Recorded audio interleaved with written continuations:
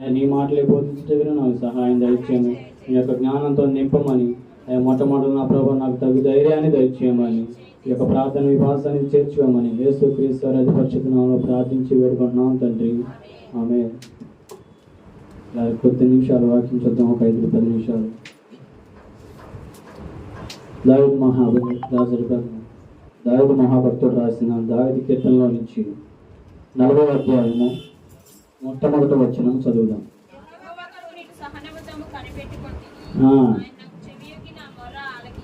చాలా యెహోవా కొరకు సహనముతో కనిపెట్టుకుంటుని, ఆయన నాకు చెవియొగ్గి నా మొర ఆలకించాను. ఈ దినాల్లో ఎంతమంది సహనముతో ఓపికతో కూర్చుంటున్నామండి? ఈ దినాల్లో మనకి సహనం అనేది లేక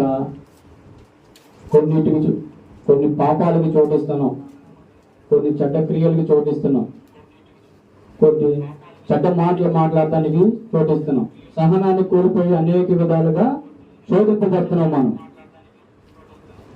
మనం ఈ సహనాన్ని కోల్పోయినప్పుడు మనకి అనేక దుష్టులు ప్రేరేపించి మన ద్వారాగా ఎన్ని క్రియలు, ఎన్ని తలంపులు అనేక విధాలుగా చేస్తూ ఉంటాడు అనమాట. దావీదు మహాభక్తుడు చెప్తున్నాడు, సహనముతో నేను యెహోవా కొరకు నేను సహనంతో కనిపెట్టుకుంటుని, ఆయన నాకు చెవియొగ్గి నా మొర ఆలకించును. సహనముతో కనిపెట్టుకున్నప్పుడు మనం ప్రభు మన ప్రార్థన ఆలకిస్తాడు. మనం చేసే ప్రతి పనిలో కూడా అప్పుడు ఆయన ఆలకిస్తాడు, ప్రతి పనిని దీవిస్తాడు. కానీ ఈ దినాల్లో మనం సహనం కోల్పోతున్నాం. దేవుని సన్నిధికి వచ్చి దాదాపు 2 గంటలకు కూర్చోడానికి ఎంతో అల్లాడిపోతూ ఉంటాం. అదేవిధంగా ఒక ఫంక్షన్కి వెళ్ళాలి చేయాలంటే ఎంత తొందరగా రెడీ అయిపోయి ఎంత తొందరగా వెళ్ళిపోతామో. అక్కడ నుంచోడానికి కుర్చీలు లేకపోయినా కానీ నిలబడి నుంచుంటాం. ఇప్పుడు ఒక స్కూల్ ప్రోగ్రామ్ కండక్ట్ చేశాను అనుకోండి, ఇది అంటారు కదా, దాన్ని యానివర్సరీ ఫంక్షన్ పెట్టుకున్నారనుకోండి, కూర్చోడానికి స్థలాలు లేకపోయినా కానీ నుంచొని నెక్స్ట్ ఎవరు ఏం చేస్తారా, నెక్స్ట్ ఏం చేస్తారని ఎదురు చూస్తూ ఉంచుంటారు. కానీ ఇక్కడ దేవుని సన్నిధిలో కొంచెం కూర్చొని కనీసం 1 గంట, గంటన్నర వాక్యం వినడానికి సహనాన్ని కోల్పోతున్నాం ఈ దినాల్లో. అలాంటి సహనం లేకే మనం ఈ దినాల్లో ఈ పరిస్థితిలో ఉంటున్నాం. ఎప్పుడైతే సహనంతో కనిపెట్టుకుంటావో అప్పుడు మన ప్రభువారు మన ప్రార్థన ఆలకిస్తానంటున్నాడు. అప్పుడు ఆయన మనం చేసే ప్రతిని చెవి ఎక్కుతానంటున్నాడు, మన మొర ఆలకిస్తానంటున్నాడు. దినాలంతా ఫాస్ట్ అయిపోయింది, ఫాస్ట్. కానీ ఇప్పుడు ఎవరు కూడా సహనంతో ఉండలేదు. అదే అంటారు దావీదు మహాభక్తుడు ఇంకో మాట చెప్తాడు, చూద్దాం చూడండి. 27వ అధ్యాయము 13-14 వచనాలు చదవండి.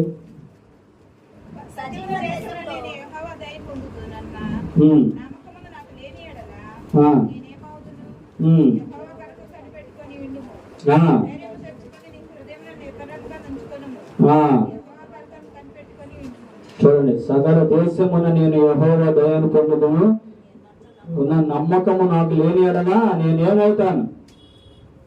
ఈ దినాల్లో నమ్మకం ఉండాలి దేవుని యందు. సహనము నమ్మకము 2 కలిగి ఉండాలి. దేవుడు నా పట్ల కార్యం చేస్తాడని సహనముతో నమ్మకంతో కనిపెట్టుకోవాలి.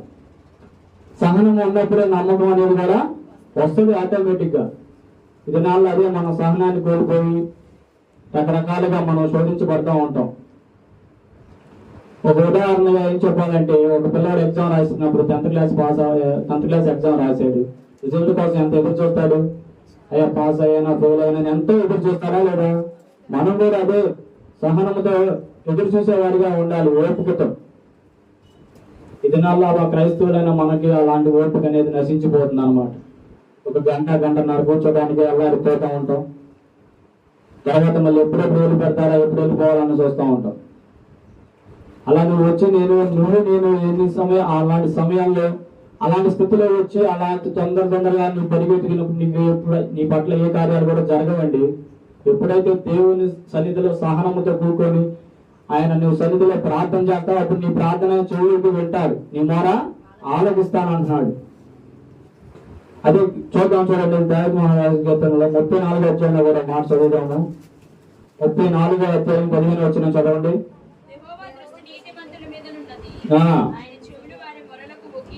చూడండి, ఎవరి మీద ఉన్నాయంట?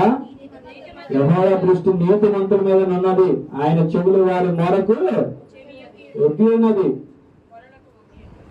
చూడండి, నీతి మందులుగా లేరు అన్ని దినాల్లో. నీతి మందులు ఒక్కళ్ళు కూడా లేరు, అందరూ పాపములే. పాపం చేసి ఉన్నాం కనుక మనం నీతిని సహనాన్ని కోల్పోతున్నాం. సహనంతో ఉన్నప్పుడు నీకు నీతి అన్ని వస్తూ ఉంటాయి, నీతి యథార్థత వస్తూ ఉంటాయి. సహనం లేని జీవితాలు జీవిస్తున్నాం ఈ దినాల్లో. అదే అంటున్నారు ఇక్కడ. ఇంకోసారి చదవండి 15 వచనం. చూడండి, అప్పుడు నీతి మంతుల మీద ఆయన ఏం చేస్తున్నాడంటే ఆయన చెవులకి ఆలకిస్తానంటున్నాడు, ఆయన మొర వింటానంటున్నాడు. ఈ దినాల్లో మనం ఎలా ఉన్నామంటే చూస్తూనే ఉన్నాం మనం, ప్రతి విషయంలో కూడా ప్రతిదీ కూడా ఫాస్ట్ గా అనేది, సహనం లేకుండా. అదే యెహోవా దృష్టి నీతి మంతుల మీద ఉన్నది, ఆయన చెవులు వారి మొరకు యోగ్యం ఉన్నది అంటున్నాడు. నీవు నేను కూడా ఏం చేయాలంటే సహనముతో ఉండాలి. ఆయన దృష్టి అప్పుడు వారి మీద ఉంటది, నీ మీద నా మీద ఉంటది. సహనముతో ప్రభువారి కొరకు నువ్వు నేను ఉంటే ఆయన దృష్టి మన మీద ఉంటది. మనం చేసే ప్రతి పనిలో కూడా ఉంటది, అలాగే ప్రతి ప్రార్థనలో కూడా ఉంటది. ఇదనాల ప్రార్థన అంటే ఆషామాషిగా అయిపోయింది అనమాట. ఏదో అంకులు చెప్పేవారు మనకి, టిఫిన్ లాగా చేస్తున్నారా ప్రార్థన. ప్రార్థన కూడా దేవుని సందులు ఎలా చేయాలంటే రాత్రి మన దాసులు చెప్పారు, కుటుంబ ప్రార్థన చేయాలి. ఎలా చేయాలి? వేకువజామున లేచి ప్రార్థన చేయాలి. పొద్దున్న లేవటానికే మనకి బద్ధకాలు ఎక్కువ.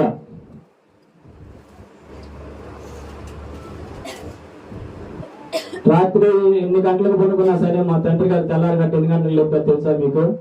4:30-5 గంటలకల్లా రైతులు 2 పడుకొని 1 గంటకి 2 మన తెల్లారి గంట 4-4:30 కల్లా లెగవండ్రా అంటారు.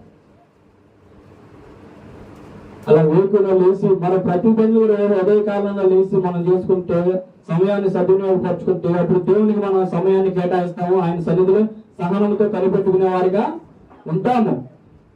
కానీ ఈ దినాల్లో మనం అదే సహనాన్ని కోల్పోతున్నాం అనమాట. దావిది మహాభక్తుడు చదివిస్తున్నాడు అనమాట, సహనంతో దేవుని కొరకు కనిపెట్టుకోమని. అప్పుడు ఏమంటున్నాడంటే అదే 40వ వచనం, ఒకసారి 2వ వచనం చదవండి.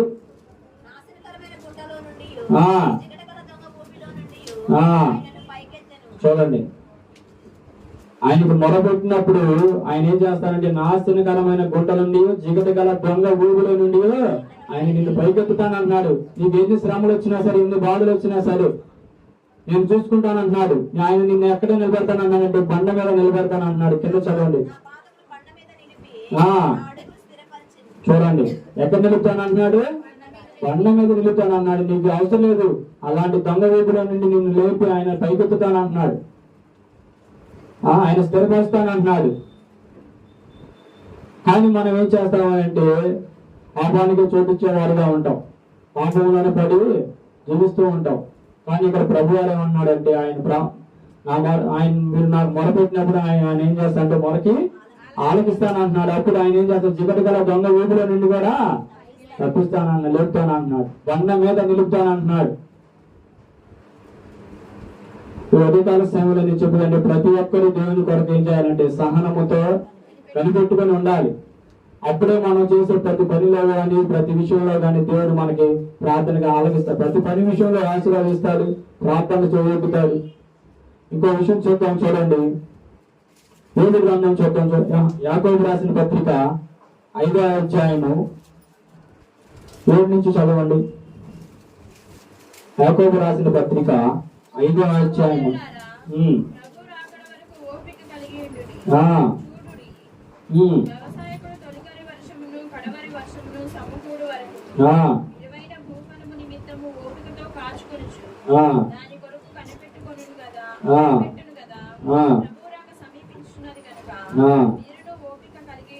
చాలు, చూడండి ఇక్కడ సహోదరులారా, ప్రభు రాకడ కొరకు ఓపిక కలిగి ఉండాలమ్మా.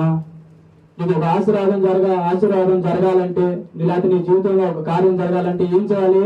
దేవుని సన్నిధిలో ఓపిక కలిగి ఉండాలి. ఈ దినాల్లో మనకు అదే లేదు. చెప్తున్నా అదే ఫాస్ట్ గా అమ్మని ప్రార్థన చేయగానే జరిగిపోవాలంటే జరగవు. దేవుని సన్నిధిలో నువ్వు ఏం చేయాలి? ఓపికతో ఉండాలి. సహనము ఓపిక కలిగి ఉన్నప్పుడు నీ పట్ల కార్యాలు జరిగిస్తాడు దేవుడు. అలాంటి సహనము ఓపిక లేనప్పుడు మనం ఇక్కడ అదే అంటున్నాడు. ఒక వ్యవసాయదారు ఏం చెప్తున్నా చూడండి, చదవండి ఒకసారి. తొలకరి వర్షము కడవరి వర్షము సమకూడు వరకు విలువైన భూఫలము నిమిత్తము ఓపికతో కాచుకొనుచు దాని కొరకు కనిపెట్టును కదా. చూడండి, ఒక వ్యవసాయం చేసే వ్యవసాయం ఉన్నాడనుకోండి, తను దేని కోసం ఎదురు చూస్తాడండి? వర్షం కోసం ఎదురు చూస్తాడు. దాని వరకు కనిపెట్టుకుని ఉంటారు కదా. అలాగే మనం కూడా ఏంటంటే దేవుని చేసే మేలు కోసము మనం కనిపెట్టుకుని ఉండాలి. కొన్ని దినాల్లో మనం ఏంటంటే ఫాస్ట్ గా అదే అంటున్నాను, ఫాస్ట్ గా జరిగిపోవాలంటే ప్రతిదీ ఏదో జరిగిపోదు. ప్రతి విషయంలో కూడా దేవుని కొరకు కనిపెట్టుకుని ఉండాలి, ఓపికతో ఉండాలి. ప్రభు రాకడ కొరకు ఓపికతో ఉండాలి. అలాగే మన పట్ల జరిగే మేలు కోసం ఓపికతో ఉండాలి. మనం చేసే ప్రార్థన దేవుడు ఇంకా వినలేదే, మనకి ఇంకా జవాబు దయచేయలేదని మనం ఎప్పుడు తొందరపడకూడదు, దేవుడిని దూషించకూడదు. కానీ దాని సమయం కోసం మనం ఎదురు చూడాలి, ఓపికతో ఎదురు చూసేవారిగా ఉండాలి. అదే ఇక్కడ ఒక వ్యవసాయం చేసే ఒక రైతు ఉన్నాడు అనుకోండి, ఒక వర్షం కోసం ఎంతగా ఎదురు చూస్తాడు. ఒక తొలకరి వర్షం కోసం, ఆ వర్షం పడ్డప్పుడు విత్తనాలు పెట్టుకొని వ్యవసాయం చేస్తారు. అలా నువ్వు నేను కూడా అలాంటి వర్షం కోసం, అలా దేవుడు చేసే ప్రతి మేలుల కోసం నువ్వు నేనేం చేయాలంటే ఓపికతో ఎదురు చూసేవారిగా ఉండాలన్నమాట. అదే అంటున్నాడు. చూడండి, కింద కూడా చదవండి. అలాగే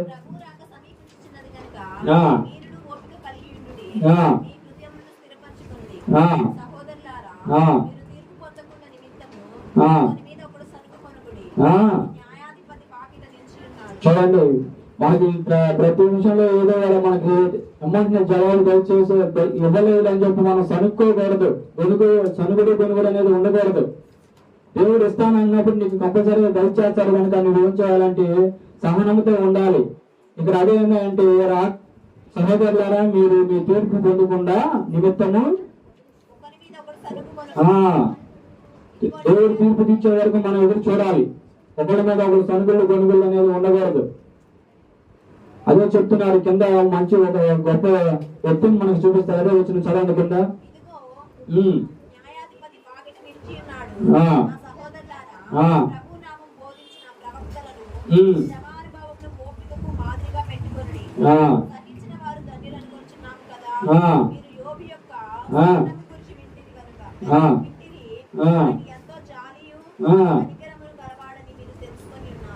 చాలండి. ఇక్కడ ఎవరి గురించి చెప్తున్నారండి? యోబు గారి గురించి చెప్తున్నారు. ఆయన ఎంత మహాభక్తుడు అయినప్పుడు, ఎంత ఆయన ఓపికతో సహనంతో ఎదురు చూశారండి. ఆయన జీవితంలో ఎన్ని కోల్పోయారు మీకు తెలుసుగా? సమస్తము కోల్పోయినప్పటికీ దేవుని విషయంలో ఆయన ఓపిక మట్టికి నశించిపోలేదన్నమాట. ఆయన ఓపికతో కలిగి జీవించాడు. దానికి ఉన్నదంతా పోయింది. దాని భార్యలు బిడ్డలు చనిపోయారు. అయినప్పటికీ దేవుని పట్ల ఆయన ఎంతో సహనంతో ఎదురు చూశాడు. ఆయనకి మరణకరమైన రోగం కలిగినప్పటికీ కూడా దేవుని కోసం ఎదురు చూశాడు. అలాంటి యోబు గారి లాగా నీవు నేనేం చేయాలంటే ఈ దినాన సహనముతో కనిపెట్టుకుని ఉండేవారుగా ఉండాలన్నమాట. ఈ దినాల్లో మనం అదే చేస్తున్నాం. ఓపిక సహనము లేకుండా జీవిస్తున్నాం. ఓపిక కలిగి మనం ఎదురు చూసాలి దేవుని సన్నిధిలో. మనం ఇక్కడ ఎన్ని శ్రమలు వచ్చినప్పటికీ కూడా, అతని కుటుంబం అంతా, దాని ఆస్తి అంతా పోయినప్పటికీ కూడా యోబు గారు ఎంత సహనముతో దేవుని కోసం ఎదురు చూశాడు. ఆ విధంగా నీవు నేను జీవించేవారిగా ఉండాలన్నమాట. చూద్దాం, చివరిగా ఇంకో వచ్చిన చదువుకొని ముగించుకున్నాం. యోబు గ్రంథం చూడండి. యోబు గ్రంథం 1వ అధ్యాయం 21-22 వచనాలు.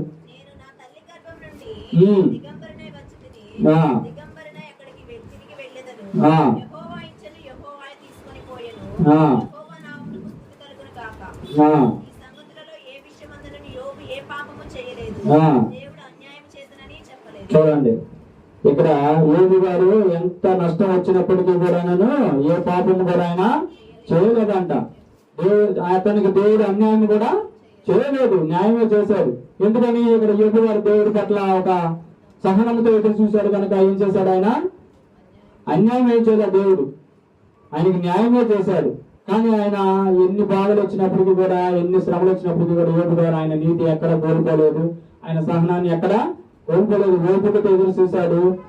అదే విధంగా దేవుడు కూడా ఆయన కొరకు ఏం చేశాడంటే రెట్టింపుగా ఇచ్చి ఆయన్ని ఆశీర్వదించాడు అనమాట. దినాల్లో మనం ఏం చేయాలి? దేవుని కొరకు సహనముతో ఓపికతో కనిపెట్టుకునే వారిగా ఉండాలన్నమాట. ఈ యొక్క మాటలు ముగిస్తున్నాను. వాక్యం అందరికీ అర్థమైందని కోరుకుంటున్నాను. చిన్న ప్రార్థన చేసుకుందాం. ఒకరు ప్రార్థన చేయండి. మన దాసులు కొంచెం బయటికి వెళ్ళి ఉన్నారు. ఒకరు ప్రార్థన చేసిన తర్వాత నేను ప్రార్థన చేస్తాను. నిన్న వాక్య ప్రకారంగా ఒకరు ప్రార్థన చేయండి. మహాపరిశుద్ధుడా, ప్రేమగల తండ్రి, దయగల నామానికి వందనాలు, స్తోత్రాలు అవును ప్రభు, వాక్యం ప్రకారం అవును తండ్రి, దావీదు గారు అవును ప్రభు ఎంతో సహనంతో నీ సన్నిధిలో కనిపెట్టుకొని అవును ప్రభు, మేమైతే ప్రభు సహనము ఓపిక ప్రార్థన చేయాలి అందరూ. అవును తండ్రి, ఎంతో ప్రభు ఇదిగో నా తండ్రి మేము ప్రార్థిస్తే వెంటనే జరిగిపోవాలనుకుంటున్నాను. అవును నా ప్రభు, నా దేవుడు నా ఇల్లు గొప్ప మేలు దాచించడం మేము గ్రహించలేకపోతున్నాం ప్రభు. సహనంతో కనిపెట్టుకోలేకపోతున్నాము ప్రభు. అవును తండ్రి, అయ్యా ఇదిగో నా తండ్రి మేము కనిపెట్టుకోలేక ఎన్నో దీవెనలు పోగొట్టుకుంటున్నాము అవును ప్రభు. ప్రభు, అయ్యా సహనం లేక ఎన్నో పాపాలకు మేము చోటిచ్చే వారిగా ఉంటున్నాము ఉంటున్నాం ప్రభు. అయ్యా ఈ మధ్యాహ్న కాల సమయంలో ప్రభు నీ దాసులు చెప్పినట్లు ప్రభు అయ్యా ఎంతో సహనంతో నమ్మకంతో నీ సన్నిధిలో నీతిమంతులుగా ఎదురు చూస్తున్నాను అన్నాను నా ప్రభు. చూస్తున్న దేవుడు దేవుడు నా ప్రభు. అయితే ప్రభు ఇదిగో నా తండ్రి సమస్తమును నా తండ్రి అయ్యా ఇదిగో పోగొట్టుకున్నాను ప్రభు. అయ్యా ఆస్తిని బిడ్డని సమస్తాన్ని పోగొట్టుకున్నాడు ప్రభు. అవును ప్రభు. ఇది ఎంత అనారోగ్యం పాలైపోయినప్పటికీ నోటి మాటతోనైనా నిన్ను దూషించలేదు కదా అవును ప్రభు. తండ్రి. మేమైతే ప్రభు చిన్న జ్వరం రాగానే ప్రభు కొంచెం కష్టం ప్రాప్తింపగానే ప్రభు అయ్యి ఎంతో శబ్దమైన మాటలు మా నోటి నుంచి వస్తాయి ప్రభు. అవును తండ్రి. నా తండ్రి అనేకమైన చెడ్డ మాట మేము మర్చిస్తూ ఉంటాం అవును ప్రభు. ప్రభు యోగు గారిని చూసుకున్నట్లయితే మీరు ఎంత సహనంతో ఎదురు అవును చూశారు ప్రభు. తండ్రి. అయ్యా నా తల్లి గర్భంలో నుంచి నేను దిగంబరినై వచ్చిన అవును నా దిగంబరినై ప్రభు. యెహోవా ఇచ్చని యెహోవా భవానికి యేసు అవును ఎంత నా తండ్రి. మాట పలికి ఉన్నాడు ప్రభు. అవును ప్రభు. అటువంటి శ్రమలో కూడా ఎంత దీవెనకరమైన మాటలు ఎంతో శుభవచనమైన మాటలు పలుకుచున్నాడు అవును ప్రభు. తండ్రి. మేమైతే ప్రభు కష్టం రాగానే మా ఇరుగు పొరుగు వారు శపించడము ప్రభు. అయ్యా నిన్ను దూషించడము ప్రభు. అవును అనేకమైనవి తండ్రి. చేస్తూ ఉంటాము ప్రభు. ఎందుకంటే మాలో సహనము లేదు అవును ప్రభు. తండ్రి. అయ్యా మాలో ఓర్పు లేదు కాబట్టి మేము అవును రంగులేమో నాయన. జీవించవలసి వస్తుంది అయ్యా ప్రభు. కొద్ది శ్రమరంగానే మాలో ఊపిరి నశించిపోతుంది నాయన. సహనము లేదు నా తండ్రి. ఇదిగో నీ రాకడ కొరకు ఇదిగో అవును నా వ్యవసాయదారుడైతే ప్రభు. ప్రభు ఎంత ఓపికతో నా తండ్రి వర్షం కొరకు ఎదురు చూస్తాడు ప్రభు. అవును తండ్రి. అయ్యా, ఇదిగో వర్షంలో ఎంత సంతోషిస్తాడు ప్రభు. అవును మేము ప్రభు. కూడా ప్రభు నీలో అలాగా ఎదురు చూసే వారి వలె ప్రభు. ఇంకా అయ్యా, నీ సహాయం బలంతో దయచేయండి నింపుకొని ప్రభు. ముందుకు సహాయం చేయండి ప్రభు. అవును ప్రభు. నీ నా తండ్రి దాచబడిన మేలు మేము పొందుకునే వారికి అందరికీ సహాయం దయచేయమని నీ దాసులు చెప్పబడిన వాక్యం హృదయంలో భద్రపరుచుకుని ప్రభు. సహాయం దయచేయమని. అంగీకరించమని నజరేయుడైన జీవగల యేసుని పరిశుద్ధ నామములో అడిగి ప్రార్థించి వేడుకుంటున్నాము తండ్రి. ఆమేన్. ఆమేన్. మంచిది ప్రియులారా, మన మధ్యలో మన దాసులు ఉన్నారు. లలిన్ యశ్వంత్ గారు వచ్చి రెండవ వర్తమానంగా అందిస్తారు.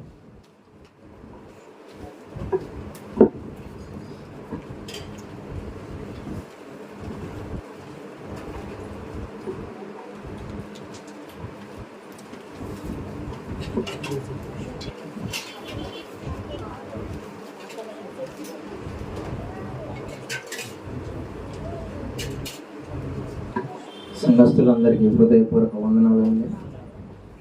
అందరూ కళ్ళు మూసుకున్నట్లయితే ప్రార్థన చేసుకొని వాక్య భాగంలోనికి మనం వెళ్దాము.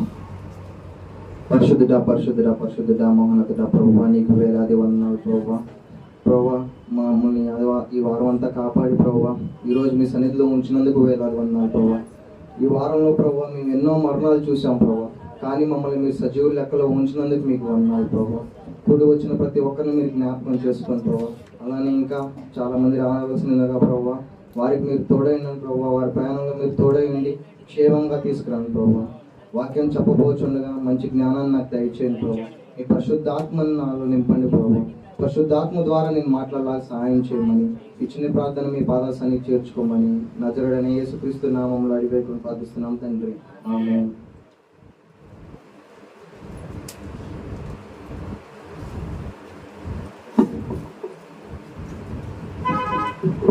ఈరోజు వర్తమానంగా ఓడలో కుటుంబం అనే దాని గురించి మనం ధ్యానం చేసుకున్నామండి. ఓడలో కుటుంబం అంటే ఏం గుర్తొస్తుందండి అందరికీ? నోవహు కుటుంబం. దీనికని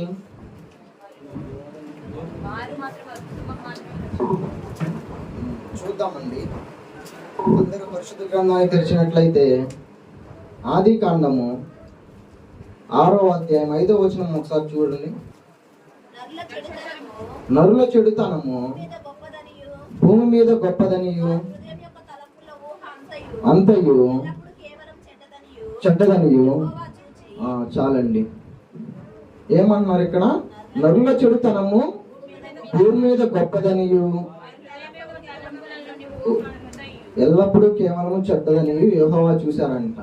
అయితే ఇక్కడ దేవుడు మనల్ని చేసుకున్న తన చేతులతో మనుషులను చేసినప్పుడు కొంతకాలం తర్వాత ఏం చేస్తున్నారంటే జనాలు దేవుని మర్చిపోయి వారికి ఇష్టానుసారంగా జీవిస్తున్నారంట.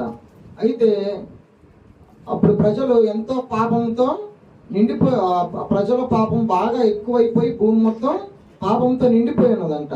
6వ వచనం చూడండి.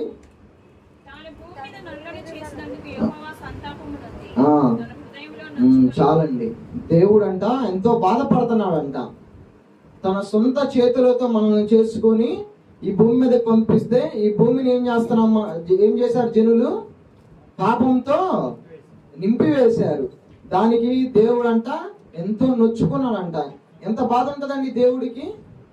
తన ప్రకృతిని మొత్తం, అంటే జంతువుల్ని కానీ పక్షుల్ని కానీ చెట్లని కానీ అన్నిటినీ కేవలం నోటి మాటతోనే చేసి సృష్టించాడు. మనిషిని మాత్రం ఎలా చేశాడు?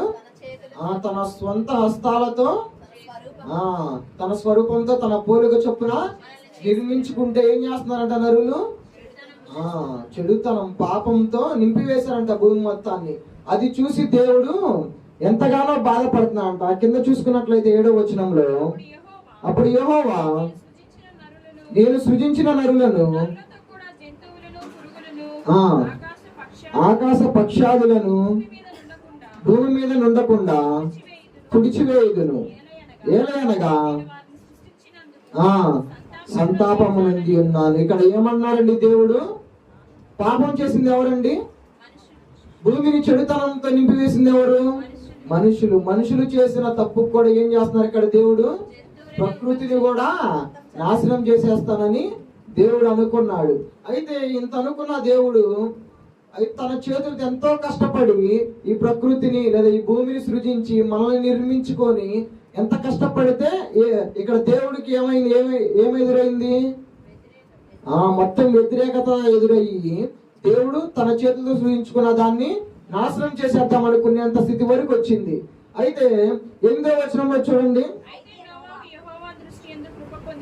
కృప పొందిన వాడని. ఇక్కడ ఒక్క మనిషి కనపడుతున్నాడండి. భూలోకం అంతా చెడుతనంతో నిండిపోయి ఉంటే ఒకే ఒక అతను దేవుని కృప పొంది ఉన్నాడు. దేనికని దేవుని కృప పొందాడు? 9వ వచనంలో చూస్తే ఉంటది. నోవహు వంశావళి ఇదే. నోవహు నీతిపరుడును తన తరములో నిందారహితుడనై ఉండెనంట. అయితే ఇక్కడ మనం చూస్తున్నాము భూమి మొత్తం చెడుతనముతో నిండిపోయి ఉంటే నోవహు ఒక్కడే దేవునికి నీతిపరుడుగా, అంటే దేవుని యొక్క కృప పొందాడు. దేనికని? అతడు నీతిపరుడుగా ఉన్నాడు. అలానే ఆయన ఉన్న తరంలో నిందారహితుడిగా ఉన్నాడు. దేవునితో నడిచాడంట. నడవడం అంటే ఏంటి? దేవుని యొక్క మాటలు వినటం, దేవుని అడుగుజాడల్లో నడవటమే. అయితే ఈ భూప్రపంచం ఎంత పెద్దదండి? చాలా పెద్దది. అటువంటి భూప్రపంచంలో ఏ ఒక్కడు దేవుడికి మంచి కనపడలేదంట. కేవలం ఒకే వ్యక్తి కనపడ్డాడంట. ఎవరు అతను? నోవాహు. అయితే ఆ రోజుల్లో మనం చూసుకున్నట్లయితే పూర్వకాలంలో కొన్ని ప్రాక్టీసెస్, అంటే కొన్ని కామన్ గా ఎట్లా కొన్ని జరుగుతూ ఉండేవి. కొన్ని అంటే సంఘంలో ఎవరికైనా పాలిగమి అంటే ఐడియా ఉందా అండి చదువుకున్న వారికి? అంటే ఆ కాలంలో ఏం చేసేవారంటే ఒక మగతను వచ్చి ఎంతమందిని పెళ్లి చేసుకునేవాడు? చాలా మందిని పెళ్లి చేసుకునేవాడు. ఇక్కడ మనం నోవహు కుటుంబాన్ని చూసుకున్నట్లయితే ఎంతమంది ఉన్నారో చూడండి. 10వ వచనంలో నోవహు కనెను. చాలండి. నోవహుకి ఎంతమంది కుమారులంట? 3 కుమారులు. అయితే నోవహు సమయంలో ఎంతమంది జలప్రలయం నుంచి రక్షింపబడ్డారు తెలిసే ఎవరికన్నా? 8 మంది. ఆ 8 మంది ఎవరండి?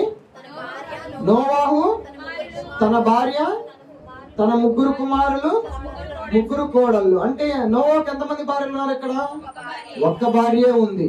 అయితే ఆ రోజుల్లో మిగతా వాళ్ళంతా 4-5 భార్యలు చేసుకునే నోవహు మాత్రం కేవలం ఒక్క భార్యనే పెళ్లి చేసుకున్నాడంట. ఎంత గొప్ప అండి!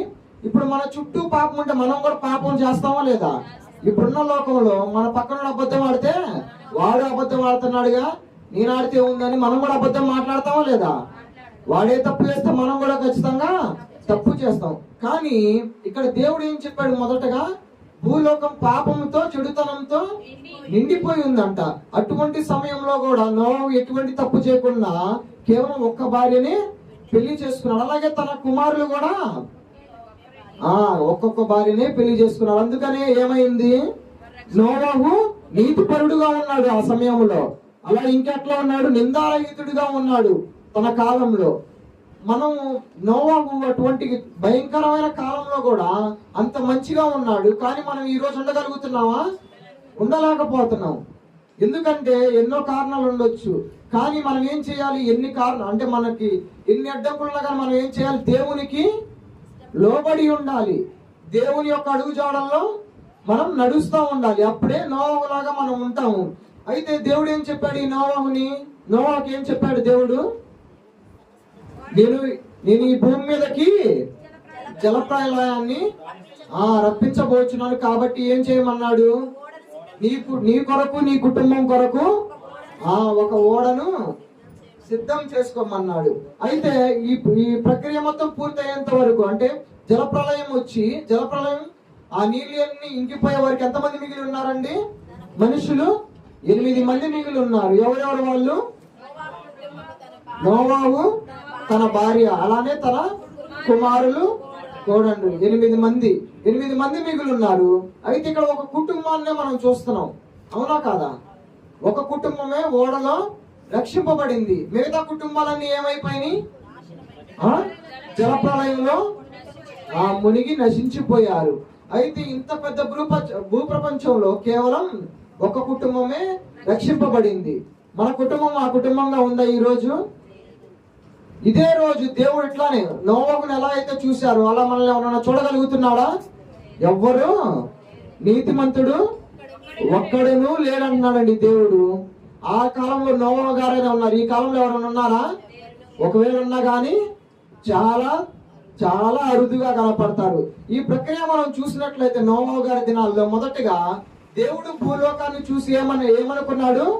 భూలోకం మొత్తం చెడిపోయి చెడుతనంతో నిండిపోయి ఉంది అన్నాడు. అది ఒకటి. రెండవదిగా మనం చూసుకుంటే దేవుడు ఆ చెడిపోయిన భూమిని చూసి ఏమి బాధపడుతున్నాడు కదా, సంతాపం పొందుతున్నాడు, తనలో తాను నొచ్చుకుంటున్నాడు. ఇది రెండవదిగా మనం చూసుకున్నాము.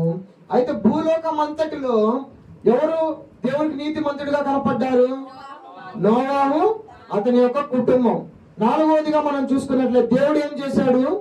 నోవాహుని మీ కొరకు ఒక వాడని సిద్ధము చేసుకొని నేను చెప్పే టైంలో దానిలోకి వెళ్ళండి అయ్యా అన్నాడు. అయితే ఈ 4 పాయింట్లు చూసినట్లయితే ఇప్పుడున్న కాలంతో మనం కంపారిజన్ చేసుకుందాం. ఇప్పుడు కూడా దేవుడు లోకాన్ని చూస్తే ఎట్లా ఉంది? లోకం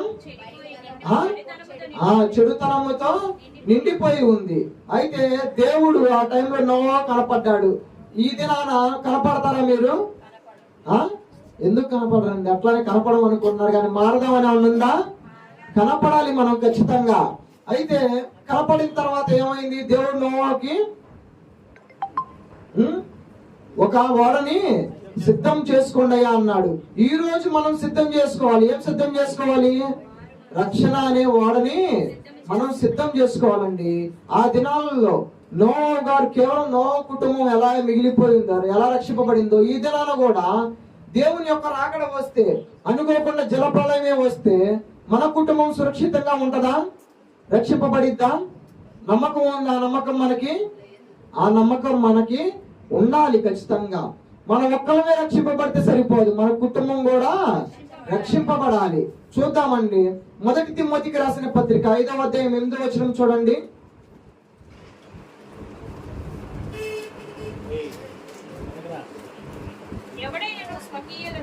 ఎవడైనను స్వకీయులను సంరక్షింపకపోయిన ఎడల చేసిన వాడై చెడ్డవాడై ఉండును. ఏమన్నాడండి ఇక్కడ వాక్యంలో? స్వకీయులను అంటే తన సొంత వారిని పక్కన పెడితే తన ఇంటి వారిలో ఎవరో ఒకరిని రక్షించలేకపోతే అవిశ్వాసుల కన్నా చెడ్డవాడై ఉన్నాడంట. ఈ రోజు మనం ప్రతి ఆదివారం సంఘానికి వస్తున్నాము, వాక్యాన్ని వింటున్నాము, వాక్యం విని దాని ప్రకారం జీవిస్తున్నామా? మనం మనము జీవించట్లేదు, మన కుటుంబ సభ్యుల్ని మనం జీవింపజేయలేకపోతున్నాం. అటువంటిప్పుడు ఏమన్నాడు మనల్ని? అవిశ్వాసి కంటే చెడ్డవాడు అంటున్నాడు. ఇంకా మనం విశ్వాసం దేనికండి? అది వేషధారణ విశ్వాసమే, ఇంకా అవునా కాదా? ఇక్కడ నోవా గారిని చూస్తుంటే తనతో పాటు నోవా గురించి ఏం చెప్పాడు? తను నిందారహితుడు, నీతిమంతుడు, దేవునితో పాటు నడిచిన వాడు. అటువంటి వాడు తన కుటుంబం మొత్తాన్ని కాపాడుకున్నాడండి. ఏ విధంగా కాపాడుకున్నాడో కూడా మనం చూసాము. నోవా గారు కేవలం ఒక పెళ్లి చేసుకున్నారు, అలాగే తన పిల్లలు కూడా, అవునా కాదా? కానీ మనం చూస్తే ఈ దినాల్లో మన తండ్రి మాట మనం వింటామా? వినము. మన తల్లి మాట మనం వింటామా? వినము. దీన్ని బట్టి చూస్తే ఏమర్థం అవుతుంది? నోవా యొక్క కుమారులు షేము, హాము, యాఫెతు వారు తన తండ్రికి భయపడిన వారా కాదా? తన తండ్రి ఒక మాట చెప్తే దానికి లోబడ్డారని అర్థం. ఈ రోజు ఎంతమంది పిల్లలు లోబడుతున్నారు? ఎవ్వరు లోబడి ఉండట్లేదు. ఉన్నారు కొంతమంది, కానీ ఎక్కువ శాతం లోబడిన వారే ఉన్నారు. కొలసీలకు రాసిన పత్రిక 3వ అధ్యాయం 20వ వచనం చూసినట్టయితే,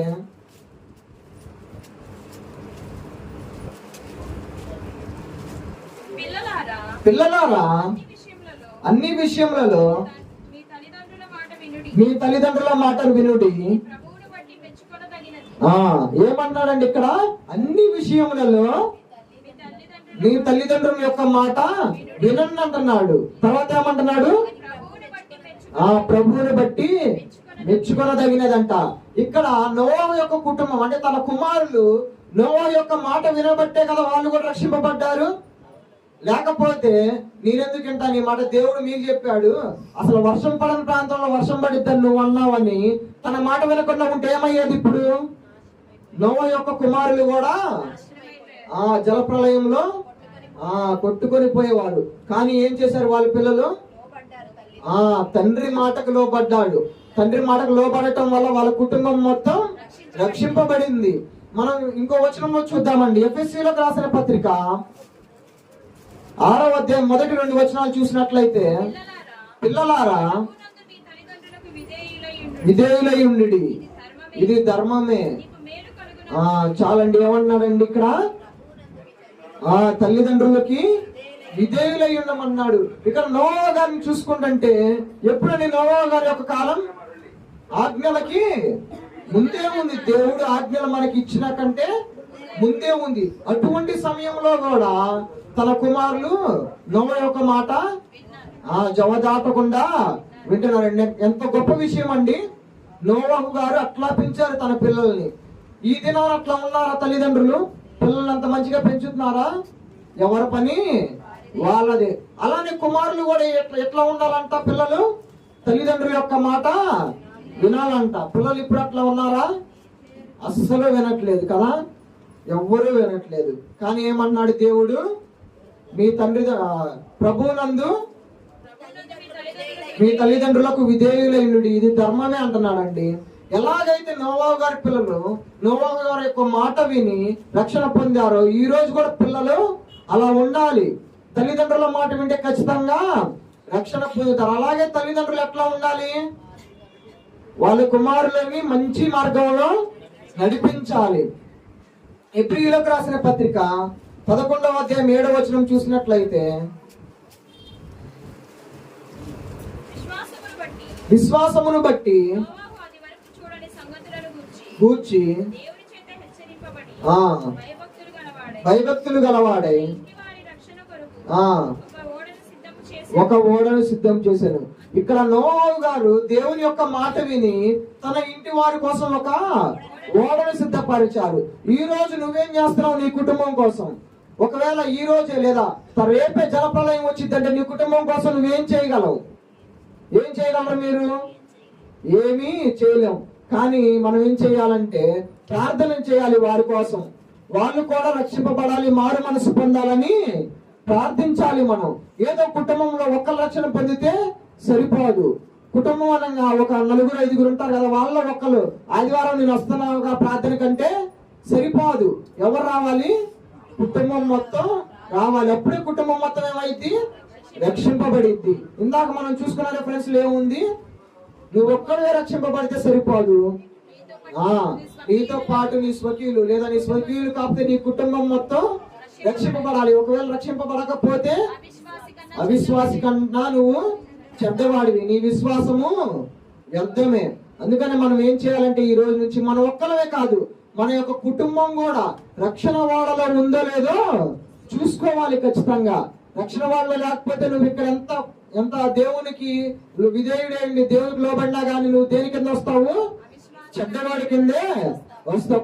కాబట్టి ఈ రోజు నుంచి ఏం చేయాలి? మనం మన యొక్క కుటుంబ సభ్యుల గురించి కూడా ప్రార్థన చేయాలి. వాళ్ళు కూడా రక్షణ పొందే విధంగా మనమే చేయాలి. నోవాహు ఏ విధంగా అయితే వాళ్ళ కుటుంబం కోసం ఓడని తయారు చేసుకున్నావు, ఈ రోజు నువ్వు కూడా ఏం చేయాలి? రక్షణ అనే ఓడని సిద్ధపరచుకోవాలి నీ యొక్క కుటుంబం కోసం. అదే విధంగా లేకపోతే ఏమైంది? జలప్రలయంలో నశించిపోయే వాళ్ళు ఈ రోజు మీరు కూడా ఆ విధంగా లేకపోతే ఏమైంది? లోకంలో నశించిపోతారు. కాబట్టి ప్రియులారా ఎలా ఉండాలి? మనం నోవాహు లాగా నీతిపరుడుగా ఉండాలి, నిందారహితుడిగా ఉండాలి, దేవునితో నడిచే విధంగా ఉండాలి. మన యొక్క కుటుంబ సభ్యుల్ని మన స్వకీయుల్ని కూడా రక్షింపబడేలాగా మనం చేయాలి, రక్షించాలి వాళ్ళని కూడా. అది కూడా మన బాధ్యతే. నా వాక్యం అర్థమైందని కోరుకుంటున్నానండి.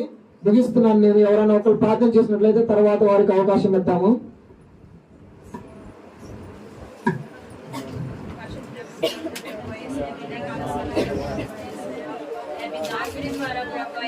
అవును ప్రభువా, అవును ప్రభువా, కనపడాలి ప్రభువా. ఈ రోజు కూడా మేము కూడా అలాగే కనపడాలి ప్రభువా.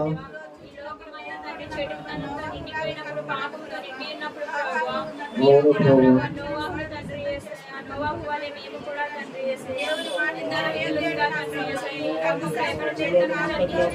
అవును ప్రభువా, సహాయం చేయండి ప్రభువా. అవును ప్రభువా,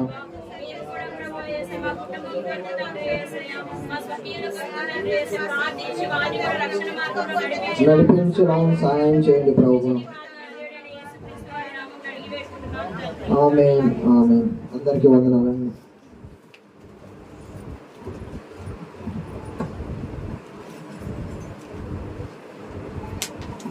వర్తమానం అందించిన యశ్వంత్ గారికి వందనాలు తెలియజేసుకుంటున్నానండి.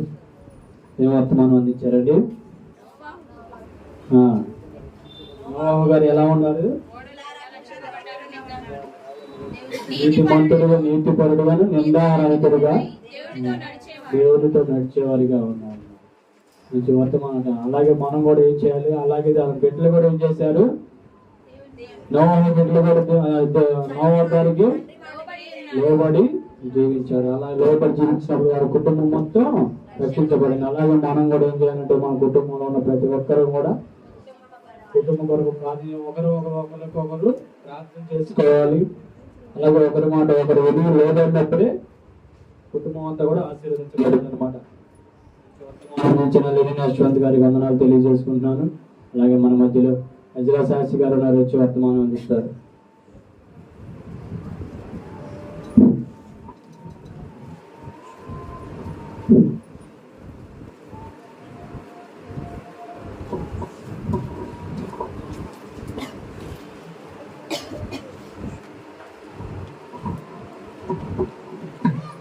అందరికి వందనాలండి.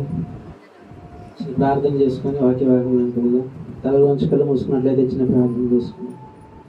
ప్రేమ కలిగిన మా దేవా, కృప కలిగిన మా తండ్రి, బంగారు పాదాలకు వందనాలు, స్తోత్రాలు దేవా. నాయన ఇది నాన్న తండ్రి, గత పునరుద్ధాన దినం నుంచి దేవా ఈ దినం వరకు ఈ రెక్కల చాటును భద్రపరుచుకున్నందుకు వందనాలు, స్తోత్రాలు దేవా. ఈ సమయంలో దేవా ఇంతవరకు పాటలు పాడడానికి బిడ్డలకు మంచి స్వరాన్ని ఇచ్చారు తండ్రి. వర్తమానం చెప్పడానికి దేవుని దాసుల ద్వారా మంచిగా మాట్లాడినందుకు మీకు వందనాలు, స్తోత్రాలు తండ్రి. ఈ సమయంలో దేవా నేను ఇక్కడి నుంచి మాట్లాడుతుంది ప్రభా, ఈ పరిశుద్ధాత్మ ద్వారా నడిపించి మేము అడుగుతున్నాం దేవా. ఏ దుష్టుడికి చోటు లేకుండా తండ్రి మీరే అధికారిగా ఉండి దేవా, ఆది నుంచి అంతం వరకు మీరే రెక్కల చాటును భద్రపరుచుకొని ఎటువంటి నిద్రాత్మక చోటు లేకుండా నడిపించమని అడుగుతున్నాం దేవా. మాట్లాడుతున్న మాటలు తండ్రి నాయన అనవసరమైన మాటలు కాకుండా దేవా బిడ్డలకు అర్థమవులాగా మాట్లాడటానికి సహాయం దయచేయండి.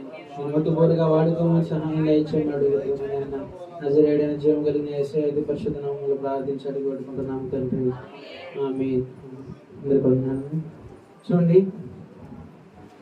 యోహాను రాసిన మొదటి పత్రిక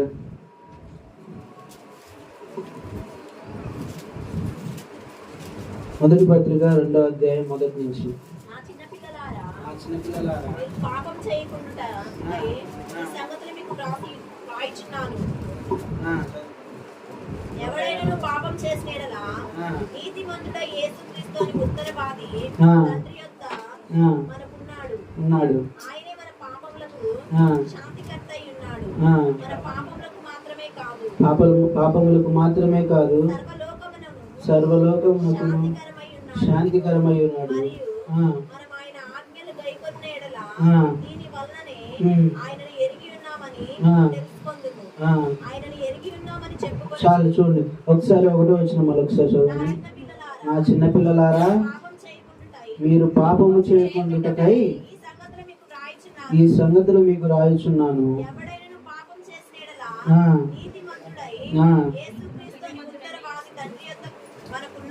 యేసుక్రీస్తు ఉత్తరవాది తండ్రి యొద్ద మనకున్నాడు. చూడండి, ఎవరి యోహాను? యేసు ప్రభు శిష్యుల్లో ఒకరు. మరి ఈయన యేసు ప్రభు వారు యవ్వన కాలం నుంచి ఆయనతో నడిచినటువంటి శిష్యులందరిలో కూడా ఈయన చిన్నవాడే పెద్దవాడు.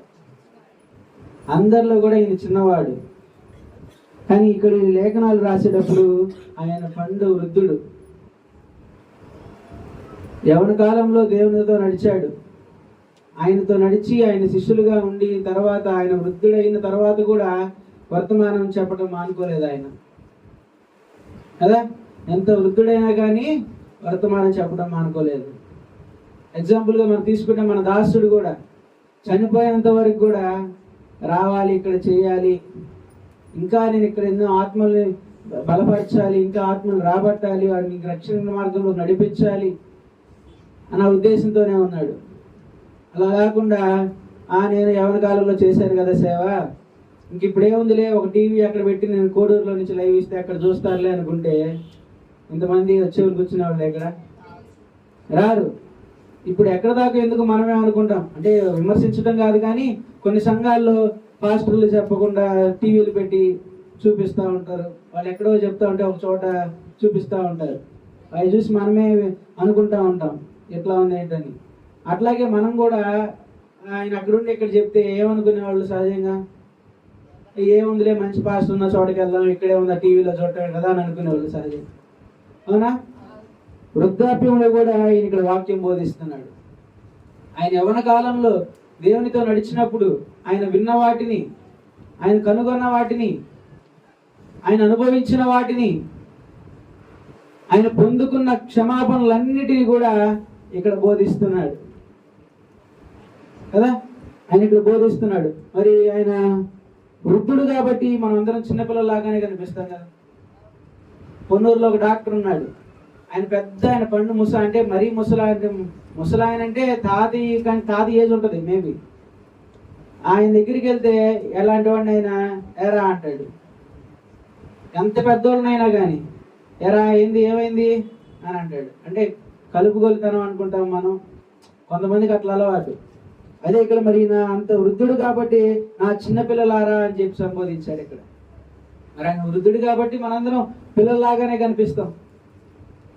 ఏమంటున్నాడు ఇక్కడ? మీరు పాపము చేయకుండాటకై ఈ సంగతులు మీకు రాయొచ్చు. చూడండి, మనం శరీరానుసారంగా మనం పెద్దవారం, మన వయసు పెరుగుతుంది, శరీరానుసారంగా మన వయసులు పెద్దవి అవుతున్నాయి.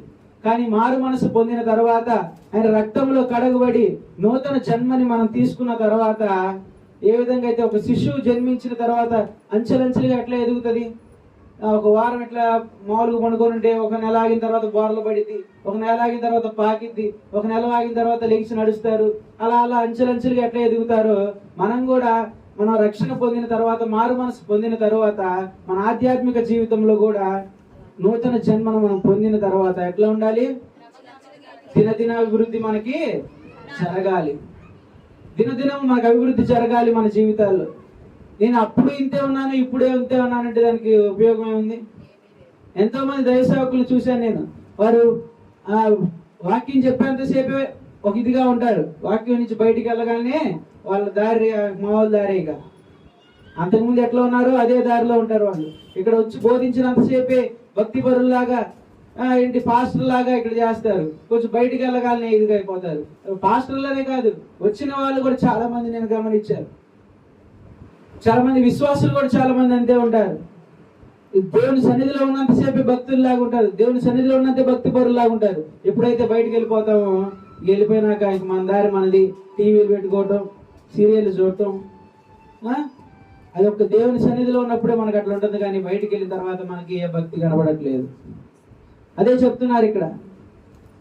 ఒక మారు మనసు పొందామంటే ఒక పిల్లోడు అంచెలంచెలుగా ఎదుగుతాడా, లేకపోతే ఎదగకుండా అంతే పాకాల్సినోడు పాకకుండా అంతే బోర్లు పడి ఉంటున్నాడు అని చెప్పి మనం భయపడతా కంగారు పడిపోమా? ఎందుకు బోర్లు పడలేకపోతున్నాడు, ఎందుకు నా కుమారుడు నడవలేకపోతున్నాడు అని చెప్పి ఎంతమంది సలహాలు తీసుకుంటాం, డాక్టర్ల సలహాలు. మరి దినదిన అభివృద్ధి జరుగుతుంది, అంచెలంచెలుగా ఎదుగుతున్నాడు కాబట్టి ఆ బిడ్డను నడవగలుగుతున్నాడు. అలాగే మనం కూడా మారు మనసు పొందిన తర్వాత దినదినం అభివృద్ధి జరగాలి. దినదినం అభివృద్ధి జరిగి మన మనసు కూడా మార్చుకొని, నేను ఇట్లా కాదు ఉండాల్సింది, నా మార్గం ఇది కాదు నేను వెళ్ళాల్సింది అని చెప్పి దినదినం ఈ రోజున ఎట్లా అన్నామంటే రేపటి దినానికి ఒకటి కొత్తగా ఆలోచించాలి.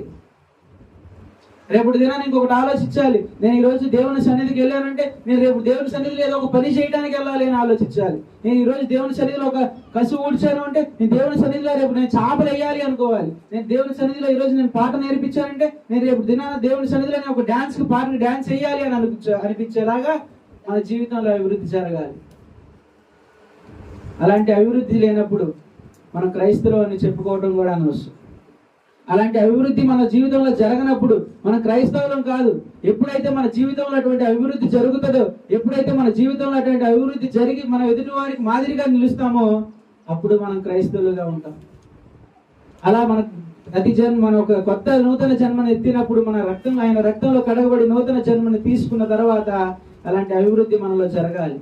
క్రైస్తవ భక్తి అంటే ఏదో మొక్కులు తీర్చుకోవడం, సాక్ష్యాలు చెప్పి కూర్చోవడం కాదు. ఈరోజు మా కుటుంబంలో దేవుడు ఒక మేలు చేశాడు, దానికి తగ్గట్టుగా నేను ఒక మొక్కుబడిగా నేను పలహారం పెట్టుకోవాలనుకున్నాను, లేకపోతే ఒక భోజనం పెట్టుకోవాలనుకున్నాను, లేకపోతే నేను దేవుని సన్నిధిలో వాళ్ళ అందరికీ ఏదో పంచాలి అనుకున్నాను అని చెప్పి అలాంటి మొక్కుబడులు కాదు క్రైస్తవ భక్తి అంటే. అలాంటి మొక్కుబడులు తీర్చుకోవడం కాదు క్రైస్తవ భక్తి అంటే. ఏదో సాక్ష్యం, దేవా నాకు ఇంత గొప్ప కార్యం చేశాడు దేవుడు అని చెప్పి దేవుని సన్నిధిలో చెప్పి కూర్చోవడం కాదు దేవుని భక్తి. క్రైస్తవ భక్తి అంటే జీవితకాలము ఆయన మార్గంలో నడవాలి. ఆ కొంచెం సేపు ఉండేది కాదు క్రైస్తవ భక్తి. ఎల్లకాలము జీవితాంతము ఆయన వెంట నడిచేదే క్రైస్తవ భక్తి. అటువంటి భక్తి కలిగి మనం జీవించాలి. ఈ రోజుల్లో క్రైస్తవ భక్తి కూడా ఎట్లా అయిపోయిందంటే మూఢభక్తిగా అయిపోయింది.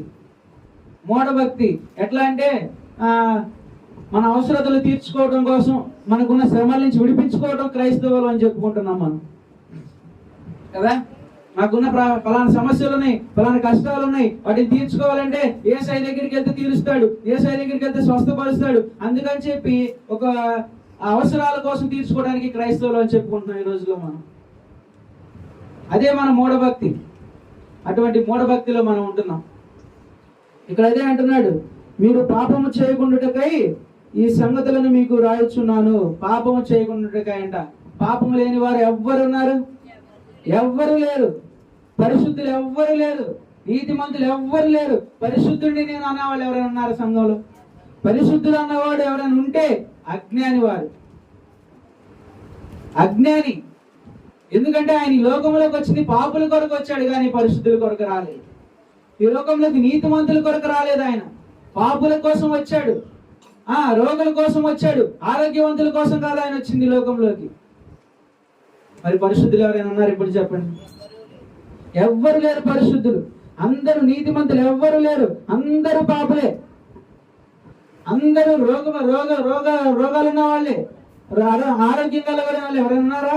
నాకు పలానా రోగం, నాకు ఎటువంటి రోగం లేదు, నాకు ఎటువంటి జబ్బు నాలో లేదు అని అన్న వాళ్ళు చిన్నపిల్లల కాడి నుంచి పెద్దల దాకా ఎవ్వరు లేరు. పాపపు స్వభావంతోనే మనం పుడుతున్నాం. పాపపు స్వభావంతోనే మనం పుడుతున్నాం. దావీదు అన్నాడు, నా తల్లి గర్భంలోనే పాపముతో పుట్టిన వాడిని అని చెప్పాడు. ఆదాము స్వభావం సహజంగా మన అందరిలో ఉంటది కదా.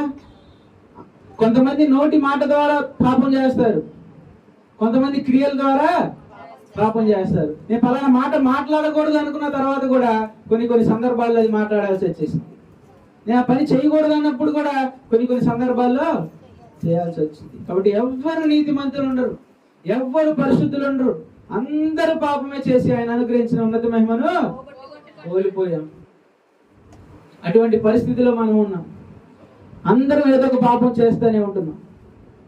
నా కోసం, నా స్థానంలో మరణించిన ఆయన కోసం నేను ఏ విధంగా జీవించాలి, నేను ఏ విధంగా నిజాయితీగా బ్రతకాలి అని చెప్పి మనం అనుకోవాలి. నా కోసం మరణించాడు ఆయన, నేను మరణించాల్సిన స్థానంలో ఆయన నా కోసం మరణించాడు. కాబట్టి ఆయన కొరకు నేను ఎట్లా బతకాలి? మూఢభక్తిగా బతకాలి. అవునా? నిజాయితీగా బతకాలి. నేను నిజాయితీగా బతికి ఎదుటి వారికి మాదిరిగా నేను జీవించి వారిని ఇంకా దేవుని సన్నిధికి నడిపించాలి అన్న విశ్వాసంతో మనం బ్రతకాలి. ఏదో బ్రతుకుతున్నామంటే బ్రతుకు దేవుని సన్నిధికి రాకుండా, లేకపోతే దేవుని మాటలు విన్న తర్వాత నువ్వు వాక్యం అంతా విన్నావు, ఈ వారంలో ఇంకొకసారి అయినా ధ్యానం చేసుకునే వాళ్ళు ఎవరైనా ఉన్నారా? ఆదివారం తాతయ్య ఇక్కడి నుంచి ఇక్కడ వాక్యం చెప్పి ఇంటికి వస్తే వారం అంతా వచ్చిన వాళ్ళు అందరూ కూర్చోబెట్టి వాళ్ళు చెప్పిన వాక్యం చెప్తాడు తెలుసా. వచ్చిన వాళ్ళందరికి అస్సలు విసుక్కోడు. ఎంతమంది వస్తే అంతమందికి ఏదో ఒక మాట మీద వాళ్ళని వాక్యంలోకి లాగిచ్చేయడం, వాక్యం ఈరోజు ఏం చెప్పాడు అదంతా చివరిదాకా మొత్తం కూర్చోబెట్టి చెప్తాడు. వారంలో ఎప్పుడు వచ్చినా కానీ అయ్యేనే చెప్తాడు, ఆయనే ప్రిపేర్ అవుతాడు. ఎప్పుడు అవుతాడో ఎప్పుడు చెప్తాడో ఆయనకే తెలియదు. అటువంటి వారిగా మనం ఉండాలి. మనం విన్నది ఏం చేయాలి? వెళ్ళి నిద్రపోయి మర్చిపోవాలి. అసలు వింటున్నాను ముందు, అసలు వింటున్నది ఎక్కుతుందా ముందు మనకి అది గ్రహించుకోవాలి. ఫస్ట్ దేవుని సన్నిధిలో చెప్పేది నాకు ఎక్కుతుందా లేదా? ఎక్కకపోతే ఏందని అర్థం? మనుషులనే ఇక్కడ ఉన్నాం కానీ మైండ్ అసలు ఇక్కడ లేదు. ఏదో చెప్తున్నావు, మా ధ్యాస అంతా ఇంటి దగ్గరే ఉంది, మా పనుల మీద ఉంది మా ధ్యాస అంతా. అటువంటి ఉద్దేశం ఉండకూడదు. ఇక్కడ చెప్తున్నప్పుడు ఇక్కడ మాటలు చక్కగా హృదయంలోకి తీసుకోవాలి. హృదయంలోకి తీసుకొని అర్థం అయ్యేలాగా ఎదుటి వారికి చెప్పాలి. అది క్రైస్తవ భక్తి అంటే.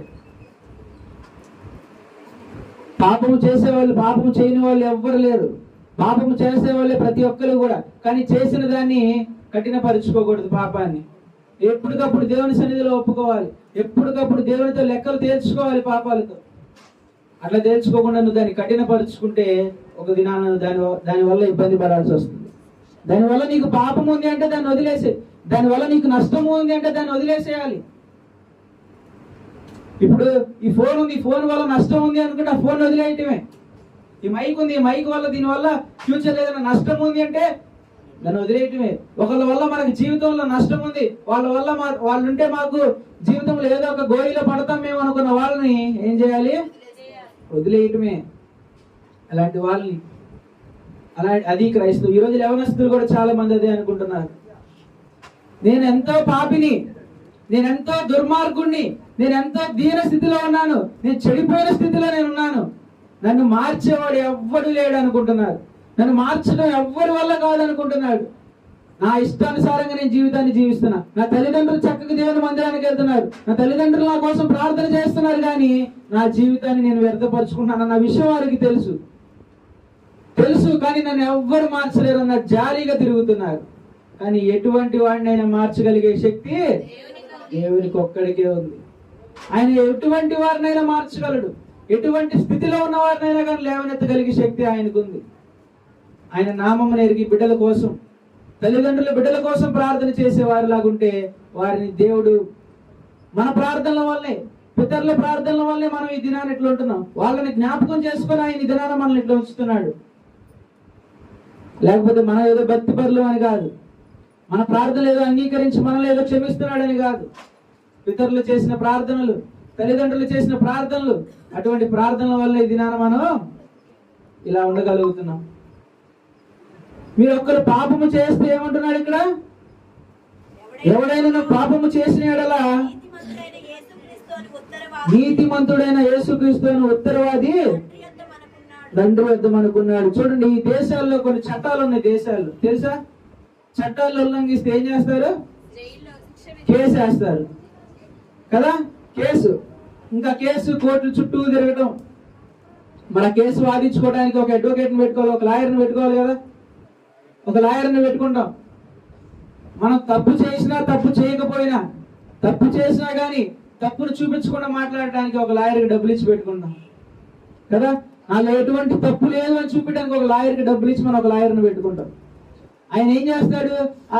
వాళ్ళ క్లయింట్కి ఎటువంటి తప్పు చేసినా, ఎటువంటి పాపం చేసినా కానీ ఏం చేయలేదు మా క్లయింట్ అని చెప్పి చూపిస్తాడు కదా. ఎటువంటి నిర్దోషి అని చెప్పి చూపిస్తాడు. అటువంటి అడ్వకేట్స్ వాళ్ళే మనల్ని సేవ్ చేస్తూ ఉంటారు.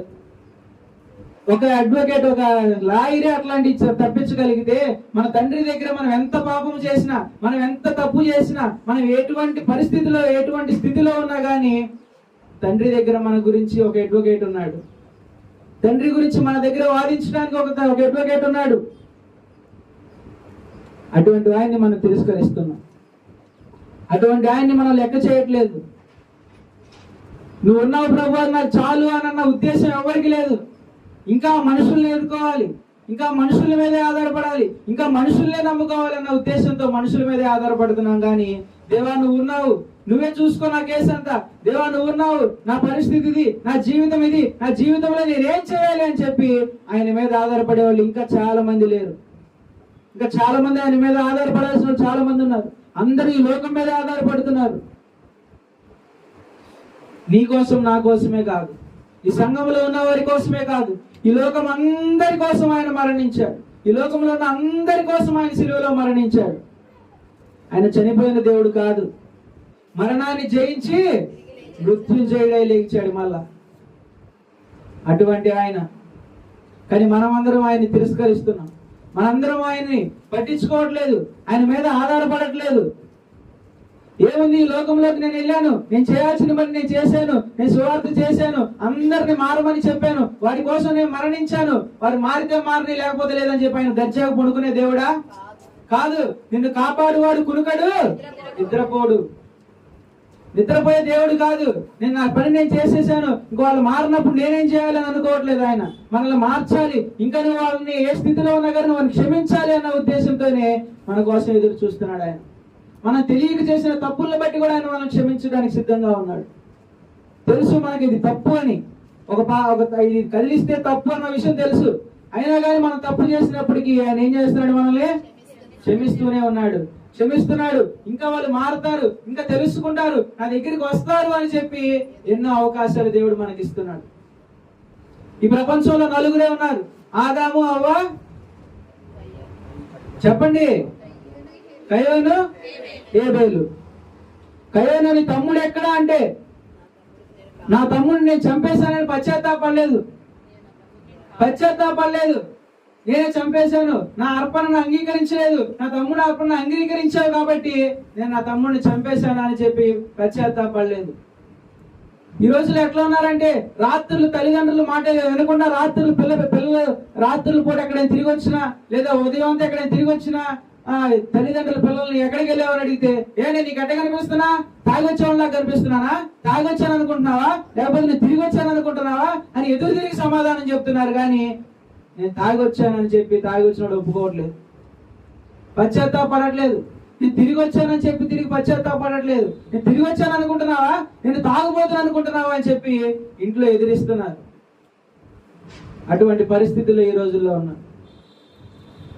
తిరిగి ఏ పాపం చేసినా గాని, ఏ తప్పు చేసినా గాని, ఎటువంటి స్థితిలో మనం దాటికొచ్చామంటే, దేవా నన్ను ఆ స్థితి నుంచి తప్పించు, నన్ను క్షమించు, నేను చేసింది పాపము, నేను చేసింది తప్పు దేవా అని చెప్పి క్షమించమని చెప్పి ఆయన అడగాలి.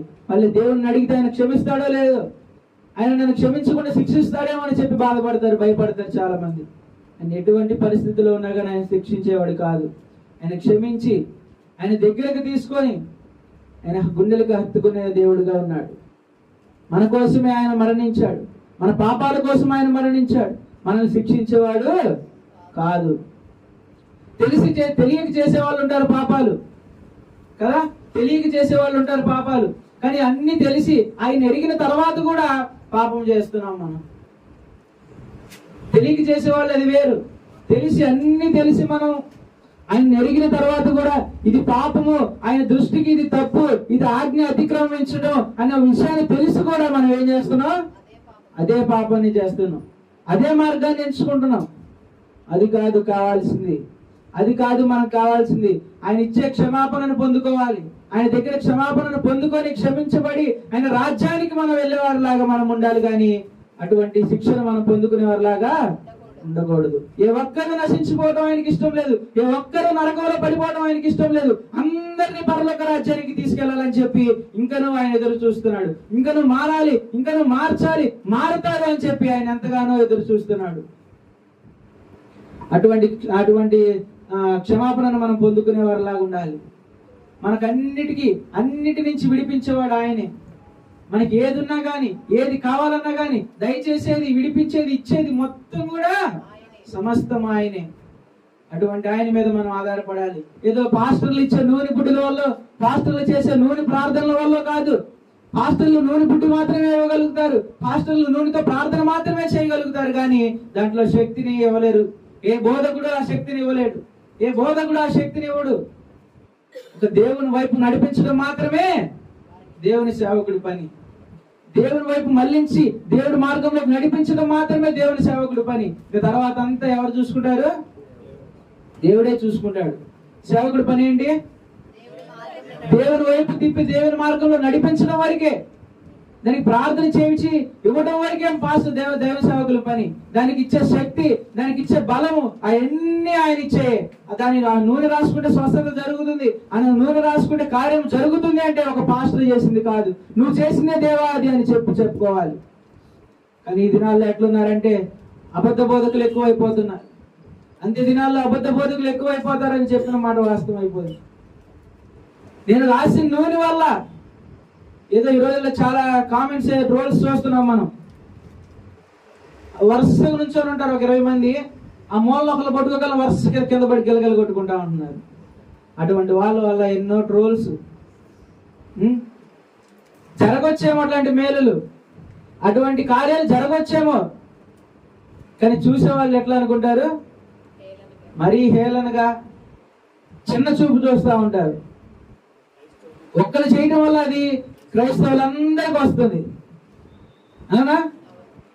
అది ఒక సేవకుడు చేసే పని కాదు, ఒక సేవకుడి దగ్గర ఉండే శక్తి కాదు, ఒక సేవకుడి ద్వారా స్వస్థత ఇచ్చేది కాదు. కానీ ఆయన నామంలోనే స్వస్థత ఉన్నది, ఆయన నామంలోనే శక్తి ఉన్నది. ఏది చేసినా కానీ ఆయన నామంలోనే జరుగుతుంది. ఇక్కడ అదే అంటాడు,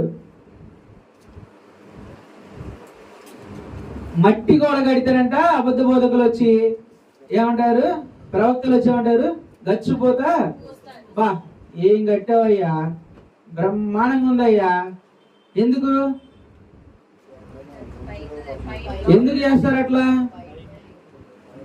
మాటలు రాబట్టుకోవడానికి, మాటలు కదా, వారిని మెప్పించినట్టుగా, మా పాస్టర్ గారు మమ్మల్ని చాలా మెచ్చుకుంటున్నాడు అని చెప్పుకునేటట్టుగా గచ్చిపోతలు పోస్తారు.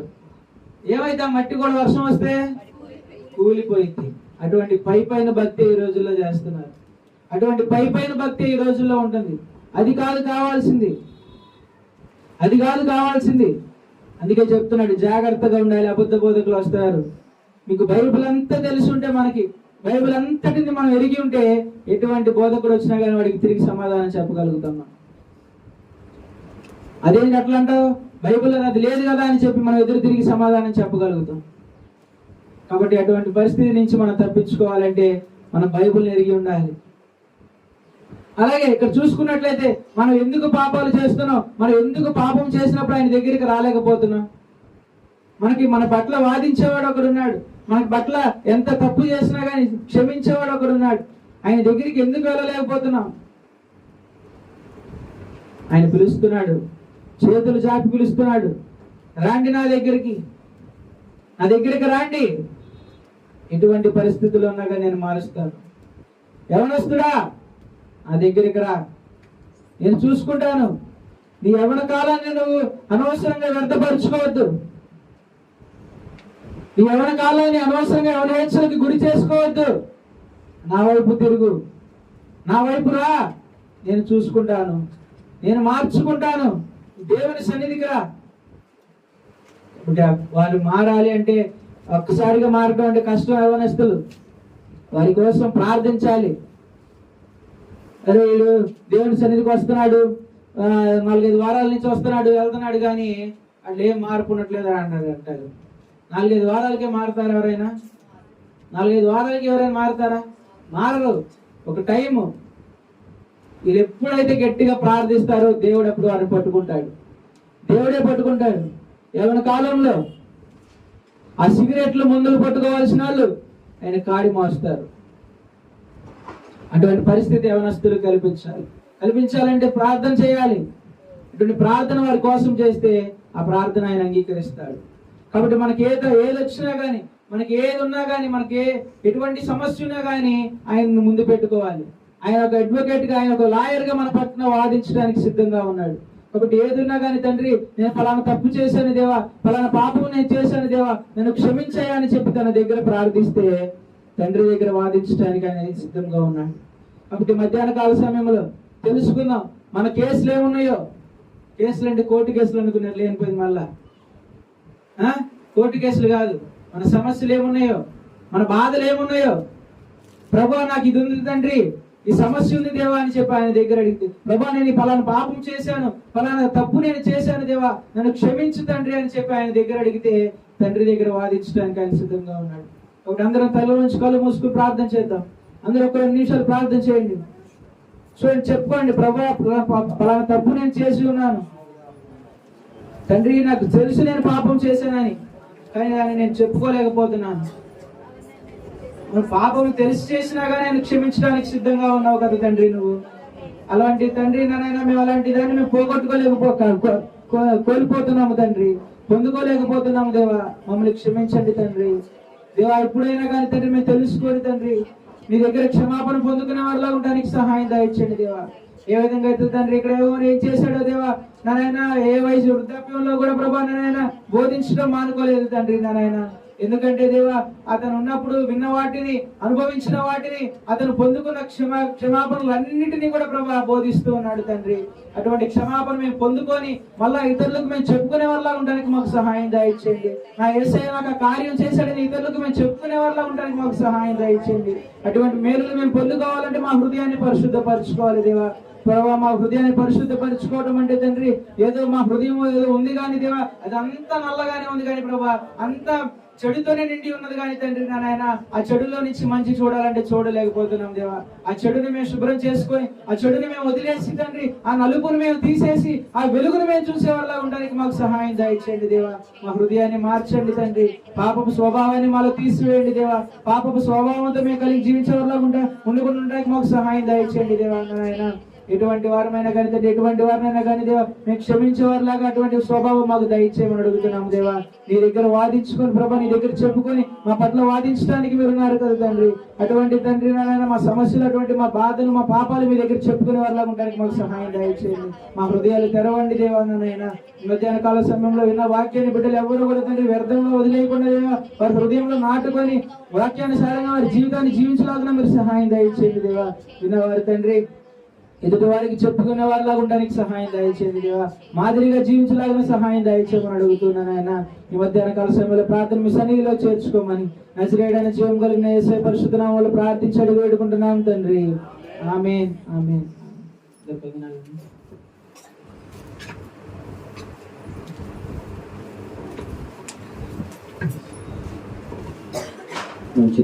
మంచి వర్తమానం అందించాను.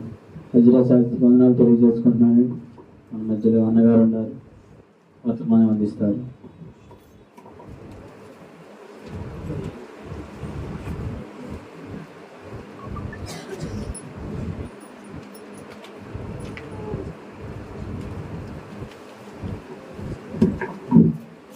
దేవుని నామానికి స్తోత్రం కలుగును. ఇంతవరకు మనం మంచి వర్తమానం వింటూ ఉన్నాం. మరి మన జీవితాలు ఏ విధంగా ఉన్నాయి, మన బ్రతుకు, మన యొక్క పరిస్థితులు ఏ విధంగా ఉన్నాయి, మనం సెర్చ్ చేసుకుంటూ జీవించాలి. మన జీవితం ఉన్నంత కాలము ఈ లోకంలో బ్రతికినంత కాలము మరి ఆయన తన తండ్రి న్యాయవాదిగా తండ్రికి మనకి మధ్యలో ఉన్నాడు యేసు ప్రభువు అనే న్యాయవాది. మరి ఆ న్యాయవాది మన పక్షాన ఎప్పుడు తండ్రి దగ్గర విజ్ఞాపన చేస్తూ ఉన్నాడు. అదే అన్నాడు, ద్రాక్ష తోటలో అంజూరపు చెట్టు నాటబడి ఉన్నాడు. అంజూరపు చెట్టు ఏమంటున్నాడు, అయ్యా సమయమే ఇంకా ఆయన కూడా మన పక్షాన తండ్రి కాడ వేడుకుంటూ ఉన్నాడు. నా బిడ్డకు సమయమే ఆయన ఇంకా ఆ గురించి నేను ప్రాణం పెట్టాను, కొన్నాళ్ళు ఉంచు, కొన్నాళ్ళు సమయమే అని యేసు ప్రభు వారు తండ్రి దగ్గర విజ్ఞాపన చేస్తున్నాడండి మన పక్షాన. మరి నీవు నేను ఇంకా ఏ స్థితిలో ఉన్నాం, ఎలా జీవితం ఉంది మన జీవితం. కాబట్టి మనం సెర్చ్ చేసుకొని జీవించాలి. ఆ సమయము ఆ టైము గడియ ఏదో మనకు తెలియదు కాబట్టి మనం జాగ్రత్త, మన భక్తి జీవితంలో జాగ్రత్తగా ఉండాలి.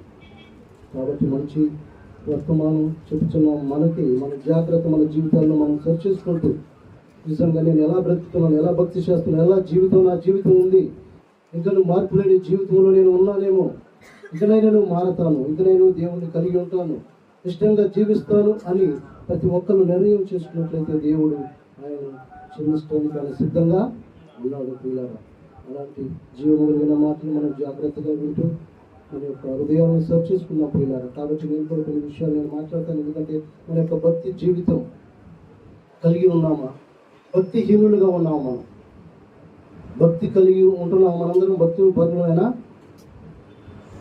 చెప్పండి, భక్తి పరులమా భక్తిహీనులమా? మనం అర్థం చేసుకున్న కొన్ని విషయాలు దైవ గ్రంథంలో తెలుసుకుందాం ప్రియులారా. కాబట్టి కొన్ని చదువు ఉంచి కలుషిత ప్రార్థనతో ప్రారంభించుకున్నాం. పరిశుద్ధుడు అమౌనతుడు నాయన, ఈ ఘనమైన ఉన్నతుడైన నామాన్ని వచ్చి పొందినాడు ప్రభావం. మీ దాసులు మాట్లాడిన కొన్ని మాటలు ఎంతో విలువైన మాటలు ప్రభావ, ఆ మాటల ప్రకారంగా జీవించే కృపను ప్రతి ఒక్కళ్ళకు నాకు దయచేయండి. ఎక్కడ నా తండ్రి ఈ లోకం భయంకరముంది ప్రభువ, భయంకరమైన లోకంలో ఉంటూ ఉండదు ఆయన. మేము ఎంతో జాగ్రత్తగా భక్తిలో విశ్వాసంలో ఎదుగుతూ ఉండాలి ప్రభువ. మనం నేను బలపరిచినప్పుడు ఎలా మాట్లాడేది మాట్లాడేది పరిశుద్ధాత్మతో నీకే ఘనత మహిమ ప్రభావం తెచ్చుకోమని నా ప్రభు రక్షకులు యేసుక్రీస్తు వారి నామాన్ని ప్రార్థించుకుని తండ్రి. ప్రియులారా, మన యొక్క భక్తి చేస్తున్నటువంటి మన యొక్క జీవితంలో మనం ఎన్ని సంవత్సరాల నుంచి దేవుడి యొక్క సన్నిధానంలో ఉంటూ ఉన్నాము, దేవుడిని కలిగి ఉన్నాము, దేవుడి సన్నిధికి వస్తున్నాము. మరి మన భక్తి ఏ విధంగా ఉంటుంది, మన జీవితం ఏ విధంగా ఉంటుంది, సరైన భక్తిలో మనం జీవించగలుగుతున్నామా, ఎలా ఉంది మన భక్తి జీవితం? కాబట్టి ఒకనాడు మనకి అగ్నిలో పుటం వేస్తా అన్నాడు, అవునా? అగ్నిలో పుటం వేయబడతాం. నీ జీవితం నా జీవితం, నువ్వు చేసిన పనులను బట్టి, నేను చేసిన పనులను బట్టి ఒకనాడు దేవుడు పరీక్షించబోతూ ఉన్నాడు. మరి ఆ పరీక్షల్లో మనం ఎదుర్కొనే వారిగా ఉన్నామా, పరీక్షలకు నిలబడే వారిగా ఉన్నామా, నేను గెలుస్తాననే వారిగా ఉన్నామా? మరి అలాంటి భక్తి జీవితాన్ని మనం కాపాడుకోవాలి. మనకిచ్చిన సమయాన్ని బట్టి, మనకిచ్చిన ఆయుష్ దినాలను బట్టి మనం ఇలా జీవిస్తున్నామంటే అది దేవుడి కృపను బట్టి మనం ఇలా ఉన్నాం. కాబట్టి మన భక్తి జీవితాన్ని మనం జాగ్రత్తగా కాపాడుకోవాలి. యెషయా గ్రంథం చూద్దాం, చూడండి. యెషయా గ్రంథం 9వ అధ్యాయము 18-19 చదువుకున్నాం. భక్తిహీనత అగ్ని వలె మండుచు ఉన్నది, అది గచ్చ పొదలను బలురక్క చెట్లను కాల్చి అడవి పొదలలో రాజులు అవి దట్టమైన పొగవలే చుట్టుకొనుచు పైకి ఎగయును. సైన్యములకు అధిపతియగు యెహోవా ఉగ్రత వలన దేశము కాలిపోయెను, జనులు అగ్నికి కట్టెల వలెనున్నారు, వారిలో ఒకరినొకరు కలనింపడు. ఏమంటున్నాడు?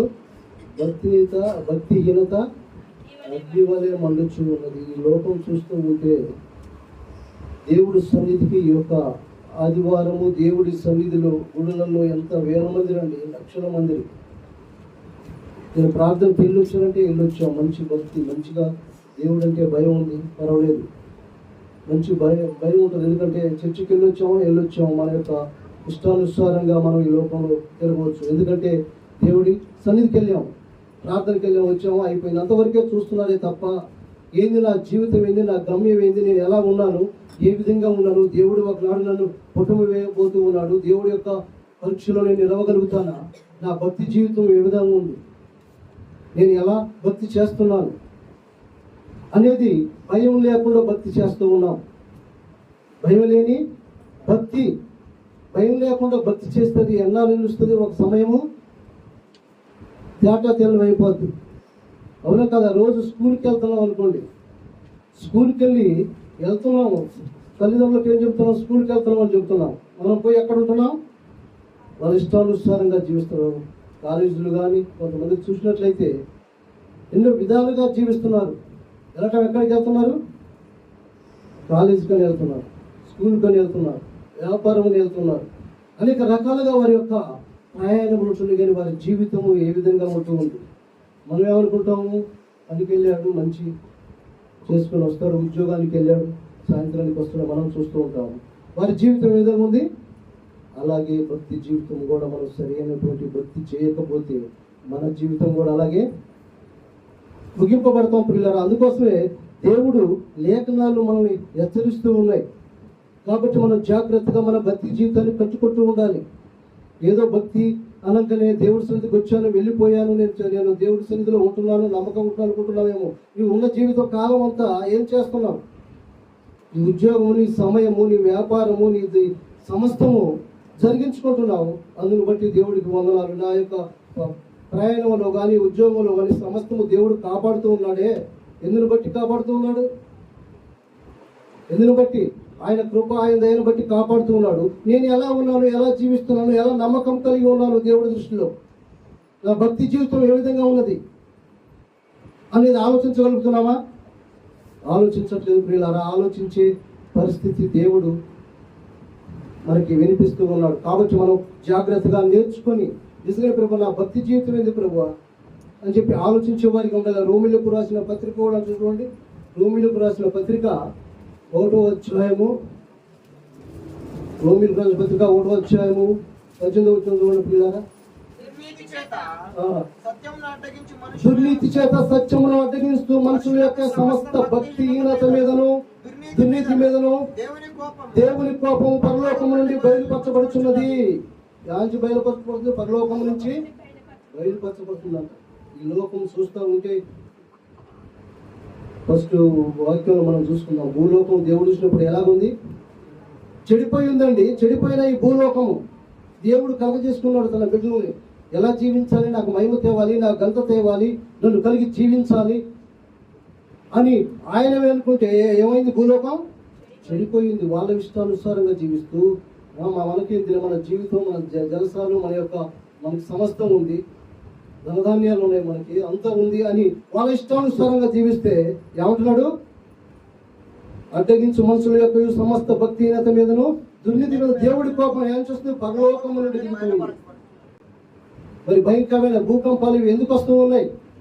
దేవుడి మీద నీవు తిరుగుబాటు చేస్తున్నావు. దేవుడి వాక్యం అంటే లోపడట్లేదు, దేవుడు అంటే ఇష్టంగా ఉండలేదు.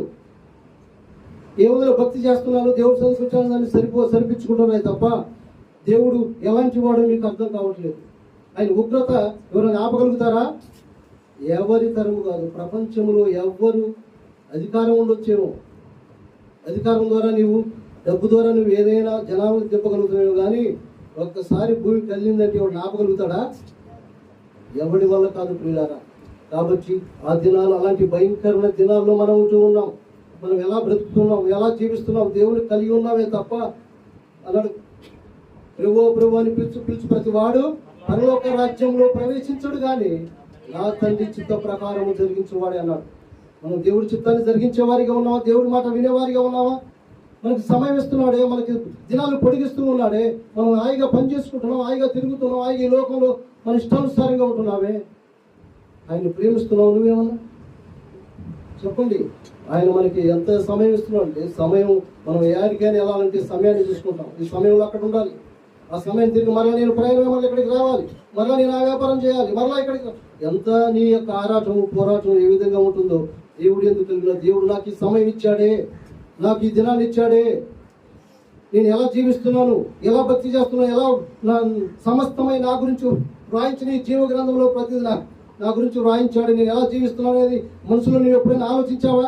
ఏ కాడికి నేను చేస్తున్నాను, నా యొక్క జీవితం బాగుంది, నా కుటుంబం బాగుంది, నేను బాగున్నాను, ఇంకేముంది, నాకేం అవసరం లేదు, నేను నా ఇష్టానుసారంగా జీవిస్తాను అనేవారు లేరా? అలాంటి వారికి దేవుడు హెచ్చరిస్తున్నాడు. నీకు నాకు హెచ్చరికలు చేస్తూ ఉన్నాడు. ఇంకా మన భక్తి జీవితం ఏ విధంగా ఉంది, మన భక్తిలో ఎలా వెతుకుతూ ఉన్నాం. అదే 11:20 కూడా చూడండి. రోమియోలు రాసిన పత్రిక 11:20 ఏమంటున్నాడు? 11 వచ్చిన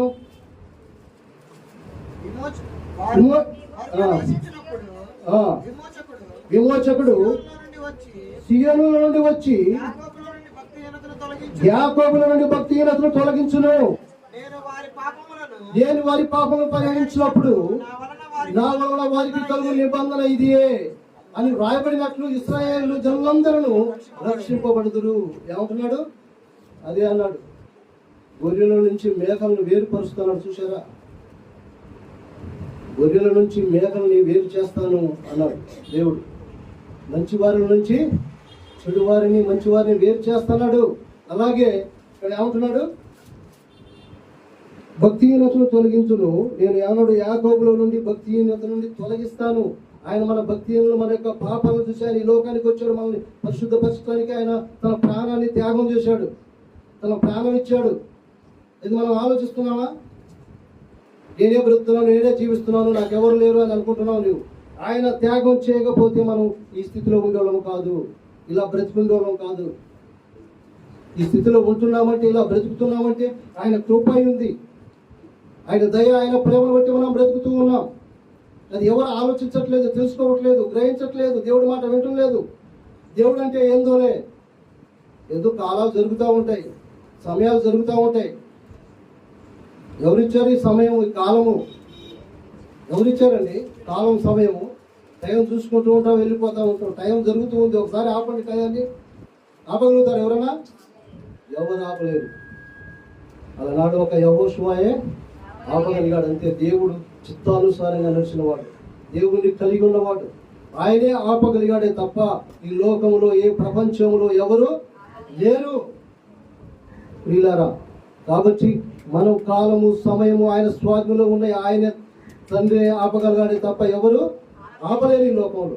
కాబట్టి అలాంటి గొప్ప దేవుడు మన దేవుడు. మరి ఆయన ఏ విధంగా నిన్ను ఏర్పాటు చేసుకుంటే, నిన్ను ఈ లోకంలో పంపిస్తే నీవు ఏ విధంగా చేస్తూ ఉన్నావు, ఈ లోకంలో ఏ విధంగా జీవిస్తున్నావు? నీ ఇష్టానుసారంగా జీవిస్తూ, దేవుడికి లోబడకుండా, దేవుడి మాట వినకుండా, దేవుడు అంటే అసహించుకుంటూ, ఆయన్ని లెక్క చేయకుండా, నాకేముంది, నా యొక్క గొప్పతనం, నా జ్ఞానము, నా యొక్క నేను ఎంతో పని చేస్తున్నాను, ఎంతో సంపాదించాను, ఎంతో నాకుంది అని గర్విస్తున్నావా? ఆ గర్వం అంతా దేవుడు ఒకనాడు కొట్టివేస్తాడు పిల్లరా. ఆ యొక్క సమయం రాకముందే మనము జాగ్రత్త, భక్తిలో ఉందాం. భక్తి చేయకపోతే మనం బ్రతుకులు. ఎందుకంటే ఆయన ఇప్పుడు మన కొరకై తన ప్రాణాన్ని త్యాగం చేశాడు. నీ కొరకై, నా కొరకై కల్వరి శిలువలో మన పాపాలని తుడిచివేశాడు. పాపాలని తుడిచివేస్తే మనం ఆగుతున్నామా? మనం పాపాలు చేస్తున్నాం ఎక్కువగా. అది ఎవరు ఆలోచించట్లా, ఎవరు తెలుసుకోవట్లా. ఎందుకు? నీ సొంత శరీరానికే నీవు రోగం తెచ్చుకుంటున్నావు. ఎందుకు? నీ పాపాన్ని బట్టి, నువ్వు చేసే పరిస్థితులను బట్టి, నువ్వు చేసే ఈ లోకంలో తిరుగులను బట్టి, స్నేహాన్ని బట్టి నీవే కలుగ చేసుకుంటున్నావు. నీ అంతము నీవే తెచ్చుకుంటున్నావు. దేవుడిచ్చే ఆయుష్ దినాలను తగ్గించుకుంటున్నావు. అవునా కదా? తగ్గించుకుంటున్నావు. కారణం ఏంది? నీవు దేవుడికి లోబడకుండా, దేవుడి మాట వినకుండా, నీ ఇష్టానుసారంగా నీవు జీవిస్తే దేవుడు ఊరుకోడు. కాబట్టి దేవుడు హెచ్చరిస్తున్నాడు, తండ్రి నా భక్తి నేను ఏ విధంగా చేస్తున్నాను, నా భక్తి జీవితం ఏ విధంగా ఉంది, నేను ఎలా బ్రతుకుతున్నాను ప్రభు ఈ లోకంలో. నేను అనుకుంటాను కొన్ని 20 సంవత్సరాల నుంచి నేను దేవుడి సన్నిధికి వస్తున్నాను, ఎంతో భక్తి చేస్తున్నానని అనుకుంటే సరిపోదు ప్రియులారా. నేను అనుకుంటాను నేను 20 సంవత్సరాల నుంచి భక్తి చేస్తున్నాను అనుకుంటే సరిపోదు. నా భక్తి జీవితం ఏ విధంగా ఉంది తండ్రికి తెలుసు. ఇక్కడ ఉన్న వారికి కూడా తెలియబడదు. ఎందుకంటే వారికి కూడా గ్రహిస్తూ ఉంటారు. ఇప్పుడు నిన్ను చూసి నీ పొరుగు వారు ఏమైనా ఆలోచిస్తారు? ఒకనాడు తాగేవాడు, తిరిగేవాడు, ఈ లోకంలో సమస్తము జరిగించేవాడు, కానీ ఇప్పుడు ఎందుకు మార్పు చెందాడు అనేది ఆలోచిస్తున్నారా? ఆలోచనలో ఉన్నావా? నీ గురించి ఆలోచించగలుగుతున్నారా? ఆలోచించే వారిగా మనం ఉండాలి. ఎందుకంటే దేవుడు అదే అన్నాడు, ఆయనలో ఉన్నప్పుడు నీవు మార్పు చెందవాడు, వారు మనసు పొందవన్నాడు. అలా మార్పు చెందినప్పుడు దేవుడు మనల్ని చూస్తూ ఉంటాడు. తీతుకు రాసిన పత్రిక కూడా ఉంటాడు చూడండి. తీతుకు రాసిన పత్రిక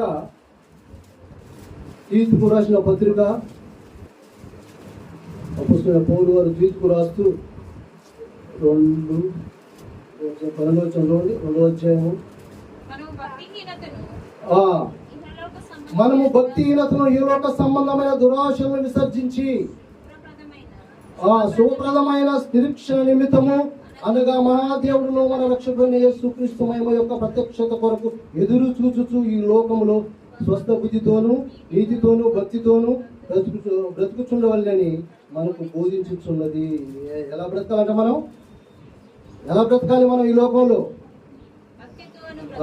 నీతితోనూ ఈ లోక స్వస్థ బుద్ధితోనూ నీతితోనూ భక్తితోనూ బ్రతుకుచుండవాలని మనకు బోధించుచున్నది. దేవుడి యొక్క వాక్యం ఎప్పుడు మనకు అదే అన్నాడు. అద్దం దగ్గరికి ఎప్పుడు వస్తామో మన యొక్క ముఖం మీద ఏముంది మచ్చలనేది మనకి తెలిసిపోతూ ఉంటుంది. దేవుడి యొక్క వాక్యములు కూడా మనం ఎప్పుడు దేవుడి యొక్క వాక్యాన్ని ఎరిగి ఉంటామో, దేవుడి యొక్క వాక్యాన్ని చదువుతూ ఉంటామో, ప్రార్థిస్తూ ఉంటామో, దేవుని కలిగి ఉంటామో, మనకి అప్పుడే మనకు తెలిసిపోతుంది ఎలా నడుస్తూ ఉన్నాను, నీతి మార్గంలో నడుస్తున్నానా, భక్తిహీనతతో ఉన్నానా, బలహీనుడిగా ఉన్నానా, బలపడుతూ ఉన్నానా. ఇందాక ఉన్నాం చిన్న పిల్లడు, ఇందాక చెప్పాడు దాసులు ఏం చెప్పారు, చిన్నపిల్లడుగా ఉంటే మనకి మంచిదా? మన పిల్లడు చిన్నప్పుడు ఎంత ముద్దుగా అల్లారి ముద్దుగా మనం పెంచుతూ ఎంతో సంతోషిస్తూ ఉంటాం. వాడు పెరుగుతూ ఉన్న కొద్ది ఏ విధంగా ఉంటాం? ఎంత సంతోషిస్తాం. నా కొడుకు ఎంత ఎత్తయ్యాడా, నా కొడుకు నన్ను ఎక్కడికైనా నువ్వు మోసుకొని వెళ్తాడే అని ఎంత సంతోషిస్తాం. అలాగే ప్రియులారా, దేవుడి యొక్క వాక్యం కూడా మనం బలపడుతూ ఉండాలి. బలపడకపోతే ఎట్లా? ఇంకా బలహీనలో కానీ దేవుడు మన కొరకే ఎంత త్యాగం చేసి మనం ఎందుకు పరలోక రాజ్యానికి చేరడానికి, అన్నిటికంటే ముఖ్యంగా ఏం చేయాలి, ఎందుకు పరలోక రాజ్యంలో ఆయనతో సంతోషంతో ఆనందంతో మనం జీవించటానికి ఆయన ఇంత త్యాగం చేసింది. ఆ త్యాగానికి గుర్తుగా మనం ఏ విధంగా ఉంటున్నాం, ఏ విధంగా భక్తి చేస్తున్నాం, ఏ విధంగా మన జీవితం ఉంది ఆలోచిస్తున్నావా? ఆలోచించాలి. ఈ యొక్క ఉదయ కాల సమయంలో దేవుడు నిన్ను నన్ను హెచ్చరిస్తూ ఉన్నాడు. హెచ్చరించినప్పుడు మనం సరి చేసుకుంటే మంచిది. సరి చేసుకోకపోతే ఆ యొక్క భయంకరమైన దినం రాకముందే మనం ఈ లోకంలో మనం తెలుసుకోవాలి. అదే అంటాడు దావీదు మహారాజు కూడా అంటాడు 37వ కీర్తనలో. దావీదు మహారాజు అంటాడు 37వ దావీదు కీర్తనల గ్రంథం 37వ అధ్యాయము 37-36 37-36 ఏమంటున్నాడు?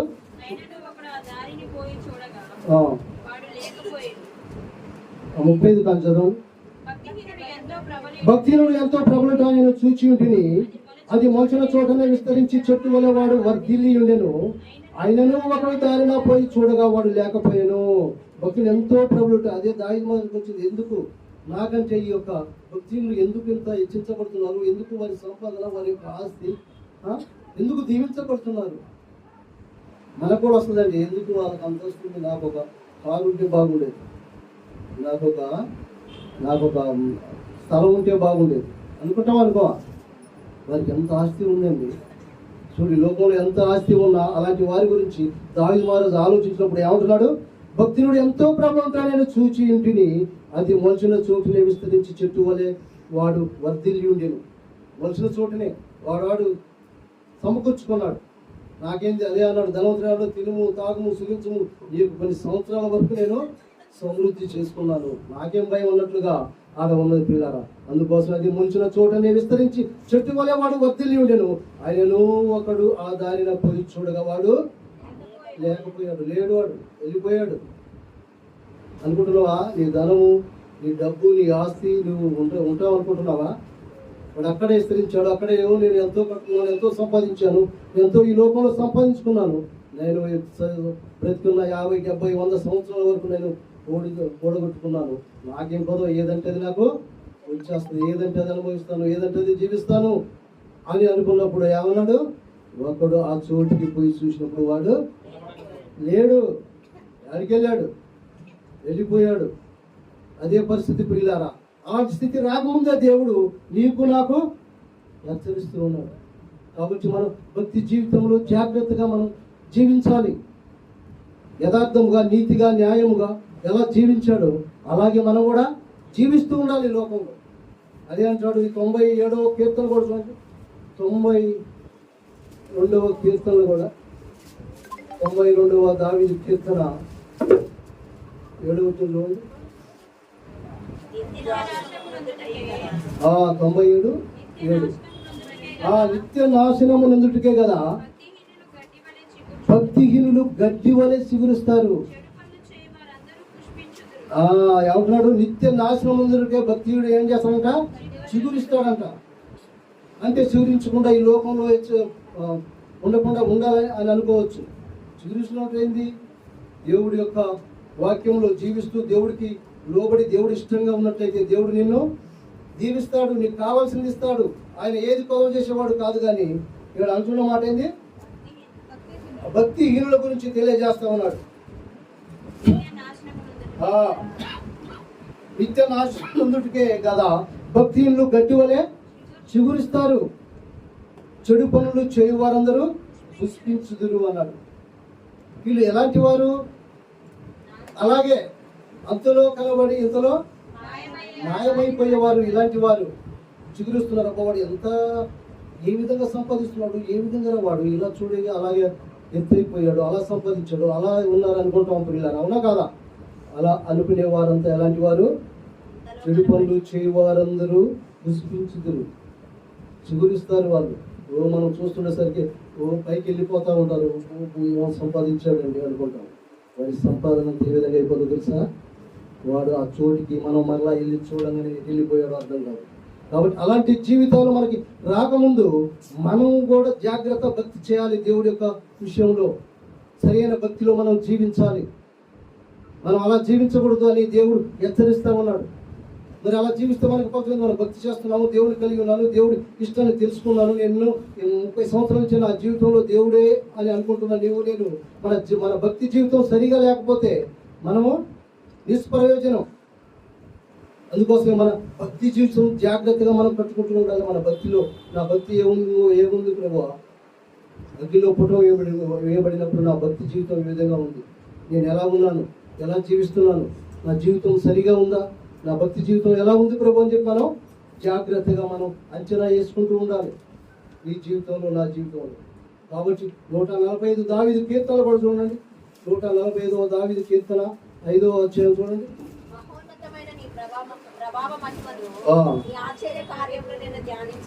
ధ్యానించదును 145:20 యెహోవా తన్ను ప్రేమించు వారిని అందరినీ కాపాడును, అయితే భక్తులందరినీ ఆయన నాశనము చేయును. కాబట్టి తన్ను ప్రేమించు వారిని, తనంటే తెలుసుకునే వారు, తన యొక్క ఇష్టానుసారంగా జీవించే వారిని ఆయన ఏమంటున్నాడు? కాపాడుతాడు. మన యొక్క భయంకరమైన లోకంలో మనం తిరుగుతూ ఉన్నామంటే, మనం పని చేసుకుంటున్నామంటే, మన ఉద్యోగాల నిమిత్తం వెళుతూ ఉన్నామంటే, మన క్షేమంగా వెళ్ళి మరలా మన గమ్యానికి చేరుతూ ఉన్నామంటే ఏంటంట?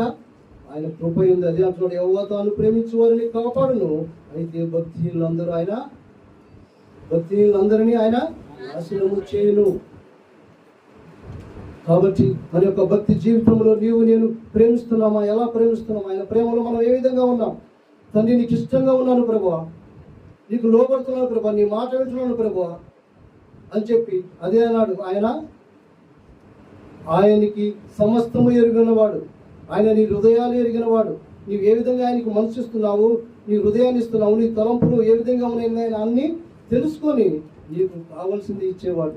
నీకు పదం అనేది ఏమీ ఉండదు. కాబట్టి దేవుడి యొక్క మధ్యాహ్న కాల సమయంలో దేవుడు నిన్ను నన్ను హెచ్చరిస్తున్నాడు. కాబట్టి మనం జాగ్రత్త భక్తి చేద్దాం పిల్లారా. అదే రోమిలకు రాసిన పత్రిక కూడా చూడండి. రోమిలకు రాసిన పత్రిక 5వ అధ్యాయము, రోమిలకు రాసిన పత్రిక 5వ అధ్యాయము 6వ వచనం. ఏలయనగా మనము ఇంకా బలహీనమై ఉండగా యుక్త కాలమందు ఆయన మన కొరకై చనిపోయాడండి. మన భక్తిహీనులు మనం చూసి మన పాపాలు ఎవరు నశించడం ఇష్టం లేదని తన ప్రియ కుమారుని ఈ లోకం ఏలయనగా మనం ఇంకను బలహీనమై ఉండగా క్రీస్తు యుక్త కాలమందు భక్తిహీనుల కొరకు చనిపోయాడు. ఆయన మన కొరకై చనిపోయాడండి. అది ఎవరు ఆలోచించగలుగుతున్నావా? ఎవరు ఆలోచించట్లేదు. మన కొరకై ఆయన శిల్వయాగం చేశాడు, మన కొరకై ఎన్నో రక్తం చిందించాడు. ఎందుకు? మనల్ని రక్షించడానికి, మనల్ని కాపాడటానికి, మనల్ని సరైన మార్గంలో నడిపించడానికి, ఆ పరలోక రాజ్యానికి నిన్ను నన్ను చేర్చడానికి. మరి ఎవరు నశించడం దేవుడికి ఇష్టం లేదు. అదే అన్నాడు హెజ్కేలు గ్రంథం 33లో అంటాడు, భక్తి ఏమన్నాడు 33 ఏజ్కేలు గ్రంథం 33వ అధ్యాయంలో ఏజ్కేలు గ్రంథం 33వ అధ్యాయము 33వ అధ్యాయము 11 చూడండి.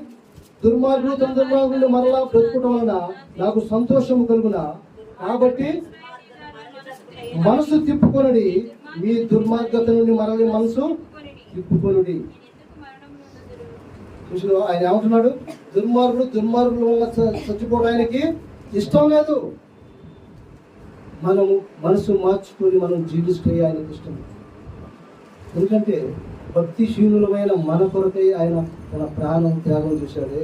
తండ్రి, నీవు నా కోసం వచ్చావే నా తండ్రి కూడా ఆయన నేను ఎలా జీవిస్తున్నాను ప్రభు, ఈ లోకంలో ఎలా బ్రతుకుతున్నాను ప్రభు, నా జీవితం ఏంది, నా గమ్యం ఏంది, నేను ఈ లోకంలో నేను ఎలా పోరాడుతున్నాను ప్రభు, నా కొరకై, నా కుటుంబం కొరకై, నా జీవితం కొరకై నేను ఎలా సంపాదించుకుంటున్నాను.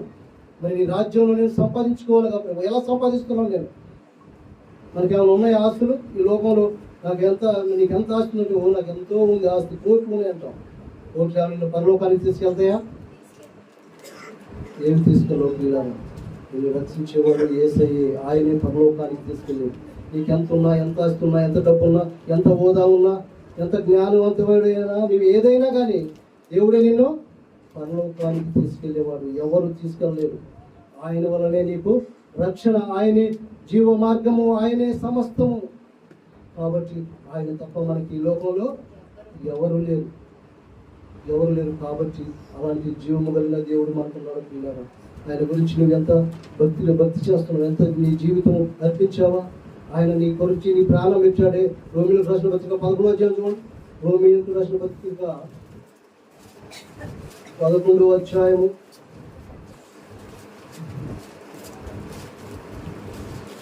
11వ అధ్యాయము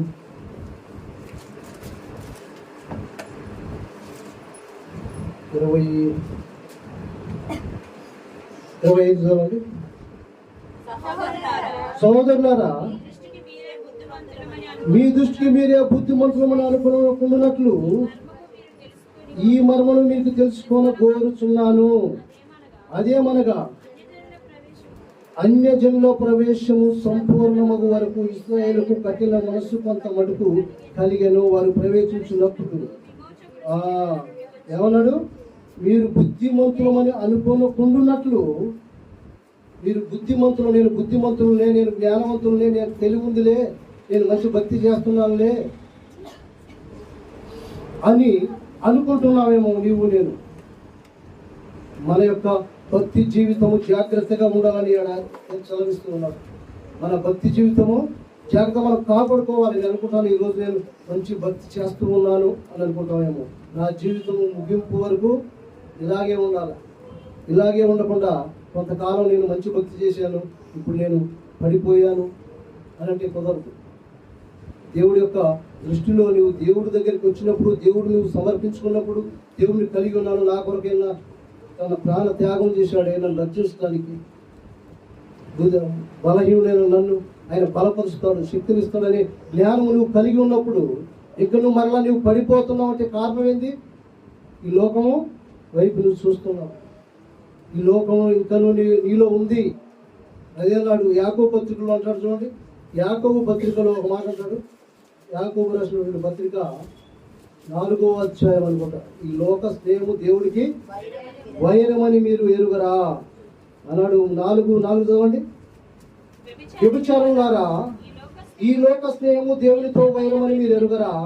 కాబట్టి ఎవడు ఈ లోకంతో స్నేహము చేయగలను వాడు దేవునికి శత్రువును. ఈ లోకంతో స్నేహం చేస్తున్నావు అంటే, ఈ లోకంలో నువ్వు జీవిస్తున్నావు అంటే, ఈ లోకానుసారంగా ఉంటున్నావంటే నీలో ఏముంది? ఈ లోకం ఉంది, దేవుడు లేడు. అదే అంటున్నాడు, దేవునికి శత్రువు అవుతాడు ఈ లోక స్నేహం చేసేవాడు. అందుకోసం ఈ లోక స్నేహం అంటే ఏంది? ఈ లోకంలో ఉన్నంత ఏంది? శరీరాశ, నేత్రాశ, జీవడము, ఇవన్నీ మన హృదయంలో ఉంటూ దేవుళ్ళు ఎదగలేకుండా దేవుళ్ళు అనుస్తూ ఉంటాం. కాబట్టి మనం సరి అయినటువంటి భక్తి జీవితంలో మనం ఎదిగేవారిగా ఉండాలి. సరైనటువంటి భక్తి జీవితం మనం చేస్తూ ఉండాలి. అలా భక్తి జీవితంలో నేను వెదిగేటప్పుడు ఎన్ని ఆటుపోట్లు వచ్చినా వాటంటించి దేవుడు విడుదల చేస్తాడు. దేవుడు నిన్ను విడుదల చేస్తూ నిన్ను రక్షిస్తూ ఉంటాడు, నీతో ఉంటాడు. ఎందుకంటే మనలో ఉన్నవాడు ఈ లోకంలో ఉన్నవాడి కంటే గొప్పవాడు. నీవు అది తెలుసుకుంటే నువ్వు అనుకుంటా ఈ లోకంలో ఎప్పుడు బలహీనుడు అయిపోతున్నావు. నువ్వు దేవుడి మాట వినకుండా, దేవుడికి ఇష్టంగా జీవించకుండా, దేవుడికి లోబడకుండా నీవు ఉంటున్నావు కాబట్టి నీవు బలహీనుడుగా పడుతున్నావే తప్ప నాలో ఉన్నవాడు ఈ లోకంలో ఉన్నవాడి కంటే గొప్పవాడు ఉన్నాడు అని నీవు ఎప్పుడు తెలుసుకుంటావో అప్పుడు ఈ లోకము నీలో నుంచి వెళ్ళిపోతూ ఉంటుంది. అదే ఈ లోకములో ఉన్నది శరీరాశ, నేత్రాశ, జీవుడము ఇవన్నీ వెళ్ళిపోతాయి. అప్పుడు దేవుడు నీ స్వామిలో ఉంటాడు, నీ హృదయంలో ఉంటాడు. ఈ లోకాన్ని జయించేవాడిగా నీవు ఉంటావు ప్రియులారా. అలాంటి దేవుడి కృప మనకు ఉన్నది. మన భక్తి జీవితం ఏ విధంగా కట్టుకుంటున్నాం, మన జీవితంలో మన భక్తి ఏ విధంగా చేస్తూ ఉన్నాం. తండ్రి నేను సరైన భక్తి చేస్తున్నానా? నా జీవితంలో తండ్రి 30-40 సంవత్సరాలు నా జీవితంలో నా తండ్రి నేను ఎంతో భక్తి చేస్తున్నాను నేను అనుకుంటున్నాను ప్రభా. నా భక్తి యొక్క మధ్యాహ్న కలశంలో నేను ఏ విధంగా భక్తి చేస్తున్నాను ప్రభా, నా జీవితం ఏ విధంగా ఉంది. అలాగే భక్తి చేసిన వారిని ఇద్దరిని చూద్దాం. చూడండి భక్తి ఏ విధంగా చేశారో. లూకా సువార్త 2వ అధ్యాయం చూడండి. లూకా సువార్త 2వ అధ్యాయం 25వ వచనం చదవండి. లూకా సువార్త 2వ అధ్యాయము 25వ వచనం. యెరూషలేమునందు సిమియోను అను ఒక మనుషుడు నేను, అతని నీతిమంతుడును భక్తి పరునై ఉండి ఇశ్రాయేలు యొక్క ఆదరణ కొరకు కనిపెట్టువాడు. పరిశుద్ధాత్మ అతని మీద ఉండెను. చూసావా, ఎప్పుడు నీకు పరిశుద్ధాత్మ నీకు తోడై ఉంటుంది. ఎందుకు నీవు సమస్తము ఈ లోకాన్ని విడిచిపెడతామంటే పరిశుద్ధాత్మ నీలో ఉండాలి. అప్పుడు ఉన్నప్పుడు ఏంటంట, ఆయన భక్తిలో ఉన్నాడు. సిమియోను అను ఒక మనుషుడు నేను, అతడు నీతిమంతుడును భక్తి పరునై ఉండి ఇశ్రాయేలు యొక్క ఆదరణ కొరకు కనిపెట్టుచున్నాడంట. ఆయన ఎప్పుడు దేవుడి సన్నిధికి వస్తాడు, దేవుడిని తెలుసుకుంటారు, దేవుడికి లోబడతారు, దేవుడి మాట వింటారు. నేను ఏ విధంగా ఉన్నాను భక్తిలో, నా లెక్క ఏ విధంగా ఉంటారు మీరంతా అని ఆయన ఎదురు చూస్తూ ఉన్నాడంట. మరి అలాంటి జీవితం మనకుందా? అలా జీవిస్తున్నావా? అలా భక్తిగా మన భక్తి జీవితంలో మనం కట్టుకుంటూ ఉన్నావా? ఎప్పుడు మనం చూస్తూ ఉంటాం ఆయన భక్తి, ఏం భక్తి చేస్తున్నాడు ఆయన, ఆయన సంగతి నాకు తెలుసులే, ఆయన సంగతి నాకు తెలుసులే అని అనుకుంటున్నావే తప్ప నీ సంగతి ఏదో నువ్వు చూసుకుంటున్నావా? పిల్లరా, మన ప్రశ్న వేసుకోవాలి. నేను ఎలా భక్తిలో నేను ఉన్నాను, ఎలా జీవితం జీవిస్తున్నాను, ఏ మార్గంలో నడుస్తున్నాను, దేవుడు నాతో ఉన్నాడా, నేను నీతిగా యథార్థంగా భక్తి చేయగలుగుతూ ఉన్నానా అని చెబుతూ ఆయన అంటున్న మాట ఏంటంటే, అప్పుడు ఇశ్రాయేలు యొక్క ఆదరణ కొరకు కనిపెట్టుచున్నాడంట. మరి మనం కూడా మన భక్తి జీవితంలో నీవు నేను ఏ విధంగా చేస్తున్నాం అలా కనిపెట్టే వారికి ఉన్నామా? ఇంకా మనం భక్తి చేసే వాళ్ళని ఇంకా మనం ఏం భక్తిలే ఆగమమ్మా, ఎప్పుడు ప్రార్థన అంటున్నాం. ప్రార్థనకు పోయే వారిని పోనీయం, చేసేవారిని చేయనీయం. మన జీవితం ఏ విధంగా ఉంది, మన భక్తి ఏ విధంగా ఉంది? సరైనటువంటి భక్తిలో మనం ఎదగాల ప్రియులారా. ఎందుకంటే సమయం లేదు, సమయాన్ని సద్వినియోగం చేసుకున్నాడు. సమయం లేదు, భయంకరమైన దినాలు మనకి అగబడుతూ ఉన్నాయి మన కళ్ళ ముందు. రేపటి దినం అంతా కాదు, ఈ దినమే నువ్వు సరి చేసుకో. నా జీవితం, నా భక్తి జీవితం ఏ విధంగా ఉంది ప్రభువా, ఏ విధంగా నేను నడుస్తున్నాను ప్రభువా, ఏ విధంగా నేను జీవిస్తున్నాను ప్రభువా అని చెప్పి సరైన భక్తి నేర్చుకోవాలని కోరుకుంటున్నాడు. అందుకోసం తిమోతికి రాసిన పత్రికలు కూడా అంటున్నాడు. తిమోతికి రాసిన మొదటి పత్రిక 6వ అధ్యాయము 11వ వచనం చూడండి. దైవజనుడా, నీవైతే వీటిని విసర్జించి నీతిని, భక్తిని, విశ్వాసమును, ప్రేమను, ఓర్పును, సాత్వికమును సంపాదించుకున్నటకు ప్రయాసపడము. మంచి పోరాటము నిత్య జీవము చేపట్టుము. దాని పొందుటికే నీవు పిలువబడి అనేక సాక్షుల ఎదుట మంచి ఒప్పుకుంటివి. మనం ఎలా బ్రతకాలంట? వీటన్నిటిని విసర్జించి వేటిని లోకానుసారంగా జీవించేవి. మార్కు 7:21 అన్నీ ఉన్నవి. ఇవన్నీ జయించి ఏమంటున్నాడు? నీవైతే వీటన్నిటిని విడిచిపెట్టి విసర్జించి లోకానుసారంగా ఇవన్నీ విసర్జించి నీతిమైనటువంటి భక్తి, విశ్వాసము, ప్రేమను, సాత్వికం ఇవన్నీ మనం పొందుకునే వారిగా ఉండాలి. అలాంటి భక్తి జీవితంలో మనం జీవించాలి. అలా జీవితం మనలో ఉందా? అలాంటి జీవితం జీవిస్తూ ఉన్నామా? కాబట్టి ఈ రాత్రి కాల సమయంలో ఈ యొక్క మధ్యాహ్న కాల సమయంలో దేవుడు నీకు నాకు ఇచ్చి హెచ్చరిస్తున్న ప్రతి మాట నిజమైన ప్రభావ నా భక్తి జీవితం ఏ విధంగా ఉంది ప్రభావ, నేను సరైన భక్తి చేస్తున్నానా తండ్రి, నిజమే ప్రభావ, మంచి భక్తి చేయాలా ప్రభావ, నేను నీకు యథార్థంగా ఉండాలి. నాలో నా తండ్రిలోనైనా ఒకనాడు నన్ను పుటమి వేయబోతున్నావు ప్రభు అగ్నిలో, ఆ పుటమి వేయబడినప్పుడు నా తండ్రిలోనైనా నేనప్పుడు నా తండ్రి నా పాప జీవితం నీకు నీ ముందు తేటబడిపోతాను ప్రభు. ఎలా జీవిస్తున్నాను, నీకు ఇచ్చిన కాలము సమయము సంవత్సరాలు నీవు ఎలా జీవించావు నా కొరకై, ఎలా బ్రతికావు ఈ లోకంలో జీవించినంత కాలం, నీతిగా యథార్థంగా న్యాయంగా నా యొక్క నేను చెప్పిన లేఖనాల ప్రకారం నువ్వు జీవించావా అని హెచ్చరించినప్పుడు మనం అప్పుడు ఏం చెప్పగలుగుతాం సమాధానం దేవుడి దేవుడుగా నీవు నేను పరీక్షించుకుందాం పిల్లారా. ఈ మధ్యాహ్న కాల సమయంలో దేవుడు నిన్ను నన్ను హెచ్చరిస్తూ ఉన్నాడు. నీ జీవితం నా జీవితం ఏ విధంగా ఉంది, ఏ విధంగా మనం భక్తి చేస్తున్నాం. కాబట్టి చివరిగా చూద్దాం కీర్తన గ్రంథం చేయండి. కీర్తన గ్రంథం 91వ అధ్యాయంలో 14వ వచనంలో ఏమంటాడో చూద్దాం. అతడు నన్ను ప్రేమిస్తున్నాడు కనుక ఏమంటున్నాడు, అతడు నన్ను ప్రేమించేవాడు, నా సన్నిధికి వచ్చేవాడు, నా యందు భయభక్తులు ఉండేవాడు, నన్ను తెలుసుకున్నవాడు కాబట్టి ఏమంటున్నాడు, అతడు నేను అతను తప్పిస్తాను. ఎన్ని ఆపదలు వచ్చినా, శ్రమలు వచ్చినా, కష్టాలు వచ్చినా, బాధలు ఉన్నా, ఎన్ని ఇరుకులో ఇబ్బందులు ఉన్నా కూడా అతను నేను తప్పించడానికి సిద్ధంగా ఉన్నాను. అతడు నన్ను ప్రేమించుతున్నాడు కనుక నేను అతన్ని తప్పించదును. అతడు నా నామమును వెలిగిన వాడు కనుక నేను అతన్ని ఘనపరిచేదను. ఎలాంటి గొప్ప దేవుడు అండి మనకు.